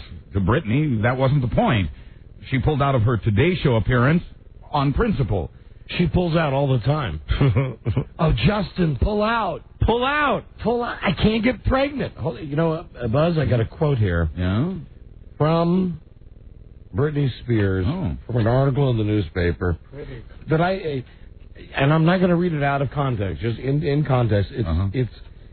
It's nutty. Spears professes to be puzzled by the media obsession with her. Here we go again. I don't get it. This is a quote now. Right. I don't get it. I love what I do, she said. I enjoy singing and dancing. I'm just retarded. There she is again. She likes that word. So do I. Anyway, I like any time. Anyway, that's her response. You say, well, what about the pressures, Britney, about being the biggest star in the world, and then what are they? She says, well, I'm just retarded. That's Britney. That's our Britney. Yeah. There's also word, however, that Britney backed out of her Today Show appearance because ABC has now offered her a holiday concert special. So now, instead of Today and Leno and Dateline, she'll be on Good Morning America and Jimmy Kimmel. It all starts tomorrow night with an interview with Diane Sawyer, who will ask her about Justin Timberlake's charge that she was unfaithful. Quoting Britney, I'm not technically saying he was wrong. We asked Britney if he was unfaithful. He was retarded. Oh, He Britney. was retarded. I'm Diane Sawyer. I'm vamping. You're retarded. Stop it. Britney also got a TV movie deal out of ABC. She's reportedly close to signing as executive producer for a movie on the network's Family Cable Channel. The movie's based on a book. Understanding Your Vagina. Oh, if only. No, the movie's based on a book she wrote with her mother, the semi-autobiographical book. Right, Understanding Your Vagina. It's called A Mother's Gift. Well, here again. Understanding Your Vagina. But the movie actually has no title or cast yet, but I think you've got a good idea, Don. Yeah, retards. Capital idea, boy. Never mind The Matrix. The hottest movie in New York these days is the Paris Hilton sex video. There, people have held private screenings of the 4-minute hardcore highlight reel. That also features her... I see. I see. This is what you're showing me now? Her then-boyfriend, Rick Solomon, yes. Now, Mike, you saw this a couple hours earlier. Yes, up in the Mr. office. Broyhill gave me a private screening, and yes, it is badly lit, but you can see that it's her, and she's having fun. And it's grainy, but it's by no means disappointing. She's S-ing his D, right? Yes, a little later in the clip coming up here. Hold on. Let me just move over that way to take a look. Yeah, Don, I found it to be captivating. I found it to be very, very interesting. Closer to the window, perhaps? Or? Yeah. Right, let me just see what everybody's talking about here, Buzz. Hey, look, there's Rosie O'Donnell on CNN. Now, I'm watching this tape. She's a cute girl. She is very attractive. Lovely, yes. Seems to be a little jumpy. thin, yeah. She seems to enjoy being on camera. Hey, how about that dude look like her dad? Yeah. Dude she's doing it with. She's doing it with an old dude. He's not that old, actually. It's actually blonde.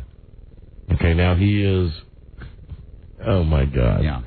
This is like what's gross. She's a bad girl. A very bad girl. God bless her. She's looking at his lap. Hold on. No, he's going to... Oh, I see. Oh, yeah. Yeah. Hey, pal, that's where food comes out. Well, no, they're not doing it that way. What are you doing, pal? Oh, he's doing... who let the dogs out? Right, exactly. Yeah. All right. Yeah, she's very cooperative. Oh, hold on. It's moving on to the next scene now. No, it's the same. She likes that camera, doesn't she? She does. She looks right into the camera. Mm-hmm. Very proud. Again, God bless her. And Buzz, where'd you find this on the internet? Actually, I got a copy from Charlie as well. Where'd Charlie find this? He got it from a guy. Can you go to WJFK.com and get a Charlie's copy of giving this? Big Gum Jim a credit. Yeah, probably. That wouldn't surprise me, but no, you can't get it on Is this a loop? This is just this guy crawling on her back. Right, yeah, no, we're about 3/4 of the way through it now. It's about a 2.5 minute clip that we have. Look at him. Maybe 3. And look at him, just this guy laying in bed. And now she's looking at the camera. There she is again. Now she has glasses on, right? Sunglasses? I think so, yeah. Now, you know what it is that's that night vision stuff that you can get on a home video camera. Right. For low lighting, but it makes your eyes look all screwy. She got nice teeth. Very thin, but otherwise extremely attractive. Nice areolas, nice... yeah. Nice space between. It's seen enough. Yeehaw. Seen enough. I'd like the link, though, before I leave. I knew you would. You got it. You know what? It was just good enough, wasn't it? Tom, wasn't it just good enough? Yeah, it was. Absolutely. I've been running it. Highly entertaining. Been running it on a loop all day here in the newsroom. Yeah. And you wonder why I forgot to call my wife. Oh, and now there she is. That's a good girl. There it is. Chowing down, as it were. Okay, turn it off now. All right. Yeah, we've all been totally distracted. Yeah. I know. When I saw it back a couple of hours ago, it was pleasing. It pleased me greatly. Captivating, fascinating. Did you find it entertaining? Oh, yeah. Highly. It wasn't like some of that stuff, you know. How does it end, though? Where do you think it rates on the Pamela Lee, because the lighting's probably not as good. It's nowhere near as good as Pam Anderson. Right, but it's low-level lighting. That's what it really looks like. Pam Anderson's like Fantastic Voyage. Like they had the camera inside her. Right. Great lighting and great special effects, like when he drove the boat. Mm-hmm. The video includes unprotected sex of every kind, and in a room at a Marriott, by the way, not a Hilton. You can find places on the internet where you can sign up to see it for $29.95, but give it a day or so and you'll find it free everywhere. You say at a Marriott hotel? Yeah. This is at a Marriott. It's a Marriott. How about that? Yeah. That's great. Try the Marriott burger. I wonder if it's a room that Sam's been in. One report says... You know, I was thinking a good promotion would be, but no one here would do it because no one here has a sense of humor. Yeah, yesterday we were talking about the skateboarders. And I think it'd be a great promotion if somehow... I don't know how this would work, but if we would have a contest to have, we've done this before, a pregnancy contest. We've had people where it's whoever you announce you're going to get pregnant, and whoever gets pregnant the first, they have the baby, and we give them all the room that's the baby room and all the Regis and Kathy Lee stuff. Right. But what if the deal was that you had to name the baby Sam, and the middle name had to be Huff? And if we offered an incredible prize like an entire baby's room, the changing room, and like a $5,000 gift certificate somewhere, then it could be Sex for Sam. Because one time we did have a girl, actually, it was one of our What Would You Do contests. She had a tattoo artist tattoo the words, "This is Sam Huff." This is Sam Huff. Right there. Right there. Right on her place. You remember we got a call about 2 years later from a guy who said that he married the girl and had to sort of discover that. And had to explain why it was written there. Right. Wow. And called, wasn't that pleased with it. Just one of those thoughts that I was having. Just like, wow, I know it's a long way to go, but wouldn't it be funny? It would be a chuckle. It would be. It would be a lovely chuckle. It would be funny. Yes, it would. Some people here would be mad, but yes, and it was, and I think the extent of that, I'm sure, is just what you said, and probably won't go any further than that. I don't think so. But I sure enjoyed hearing it. Wouldn't it be great though? And imagine that if somebody actually had a baby, and we've done this contest before. To see who can be the first to have a baby. We've done that before already. But the deal is, if you want to have the baby's room and you want the $5,000 or whatever the prize is. You have to legally, the name has to be Sam. Yeah, now for a boy it could be Samuel, for a good Sam Huff, whatever. Yeah, and for a girl it could be Samantha. Right? Samantha Huff. Has to be middle name Huff. Is that a great contest or what? Fantastic. They'd never let us do it. No, not in a million years. No. Right. No. But before the other sex for Sam, we could have done it. Yeah. Right. Because that was back when the lawyers all were just sleeping all the time. Absolutely. Yeah, now at their desk with a bottle. Now they're, I always want to say this about the Infinity lawyers. They're there for us 4 days a week. Yeah. And I want everybody to know that if ever anything happens on this, you should never miss this show 1 day a week. Okay. Monday through Friday, it's your best entertainment value. Consider what you're paying to listen to this show. Nothing. So, of course, it's great entertainment value. But Wednesdays are the most exciting days. And today's a Wednesday. I'll tell you why today's so exciting. Right. Because today's the day that Linda, the attorney, doesn't work. How do you know that? She takes a day off every week. And every week it's Wednesday. Yeah. Every week it's Wednesday. So it's the one day. I don't know if it's golf day or when, what. That's what I hear. As far as, right, hi, Charlie. Let's go on answer. As far as I know, there's no phone call, there's no email, there's no nothing. We can drop the F-bomb on Wednesday, and people can call the FCC, and it doesn't matter because the attorney... Oh, the only way it matters is she'll be real mad when she gets in on Thursday. Yeah, but on Wednesday, we're golden on Wednesday. Absolutely. Wednesday, here on Hump Day... Happy Wednesday. It's so close. Good effing Wednesday to you. All right. Bye, Charlie. Thanks for calling. See you later. Bye-bye. Thanks for calling. On the Paris Hilton video, I was mentioning that you can sign up at various internet sites to see it, and one report says among those signing up so far, Sean Puffy Combs. And we'll have more about him later. but first, Rosie O'Donnell was being sued by her publisher for over $100 million. She sued back for over $100 million. I believe that the court's got this one right, Buzz. Today, the judge ruled nobody gets any money. Really? The publisher argued that Rosie walked out and that her departure cost them money. Rosie argued she was squeezed out and that the squeeze out plus the lawsuit damaged her reputation. The judge argued there's no reason to think the magazine would have made any money whether Rosie stayed or went.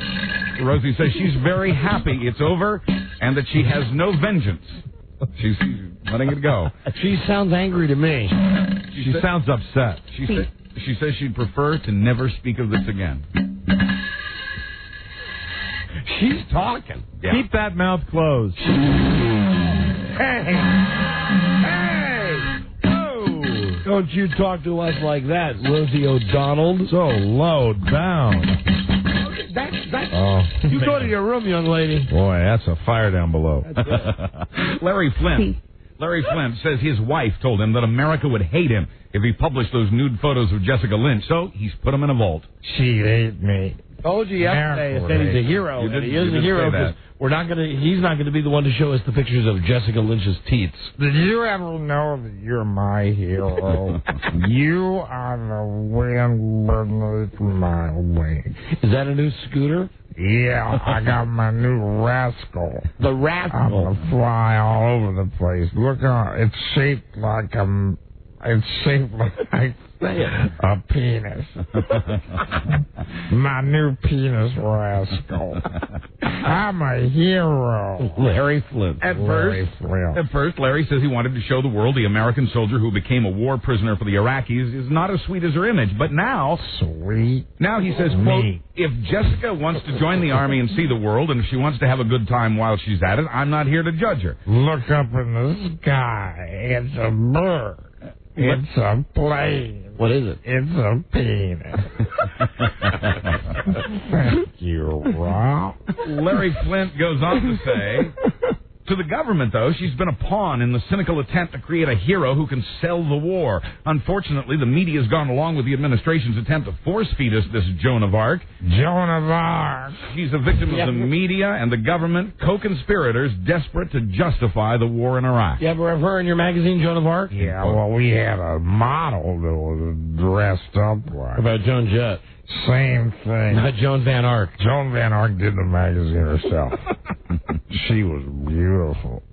What about Erin Moran? Erin Moran from Happy Days? Joni loves Chachi. Yeah, she's done it. She actually tested.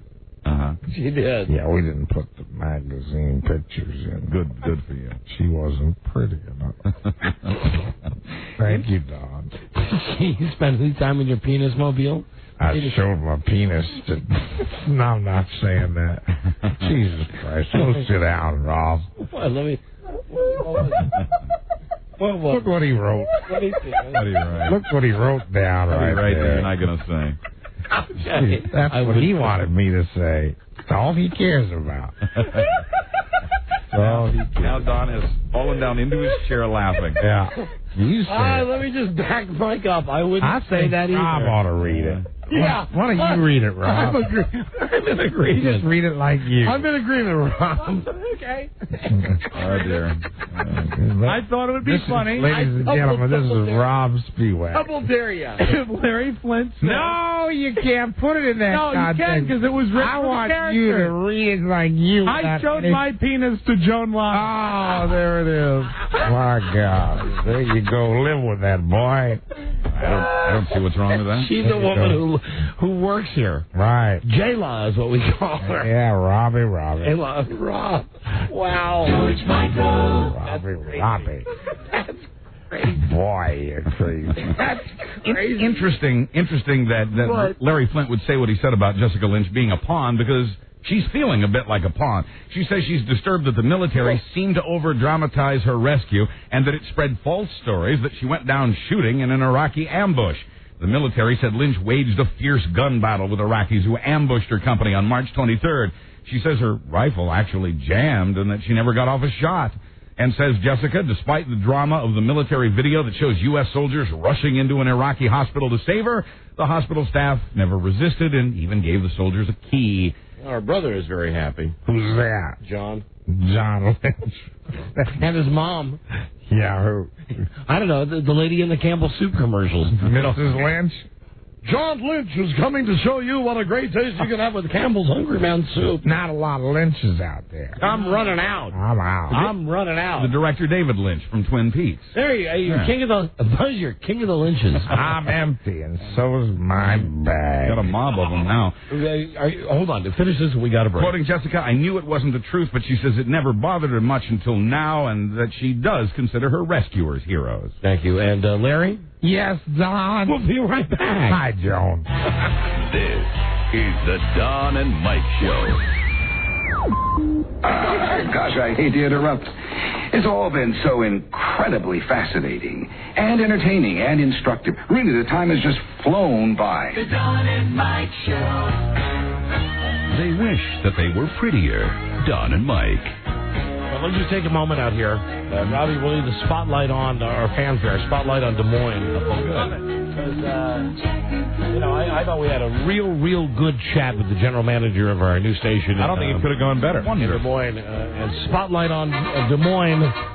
This is from today's Des Moines Register, which I guess is the newspaper of record in Des Moines, Iowa. That's right. It's about flipping around the radio dials because something adventured in Des Moines. The blah blah blah blah blah blah blah blah blah blah blah blah. Here we go. We've changed the format on the station that used to be Soft Rock, and now it's 98.3 Wow FM. Wow! And then you go through the lineup, and here you go.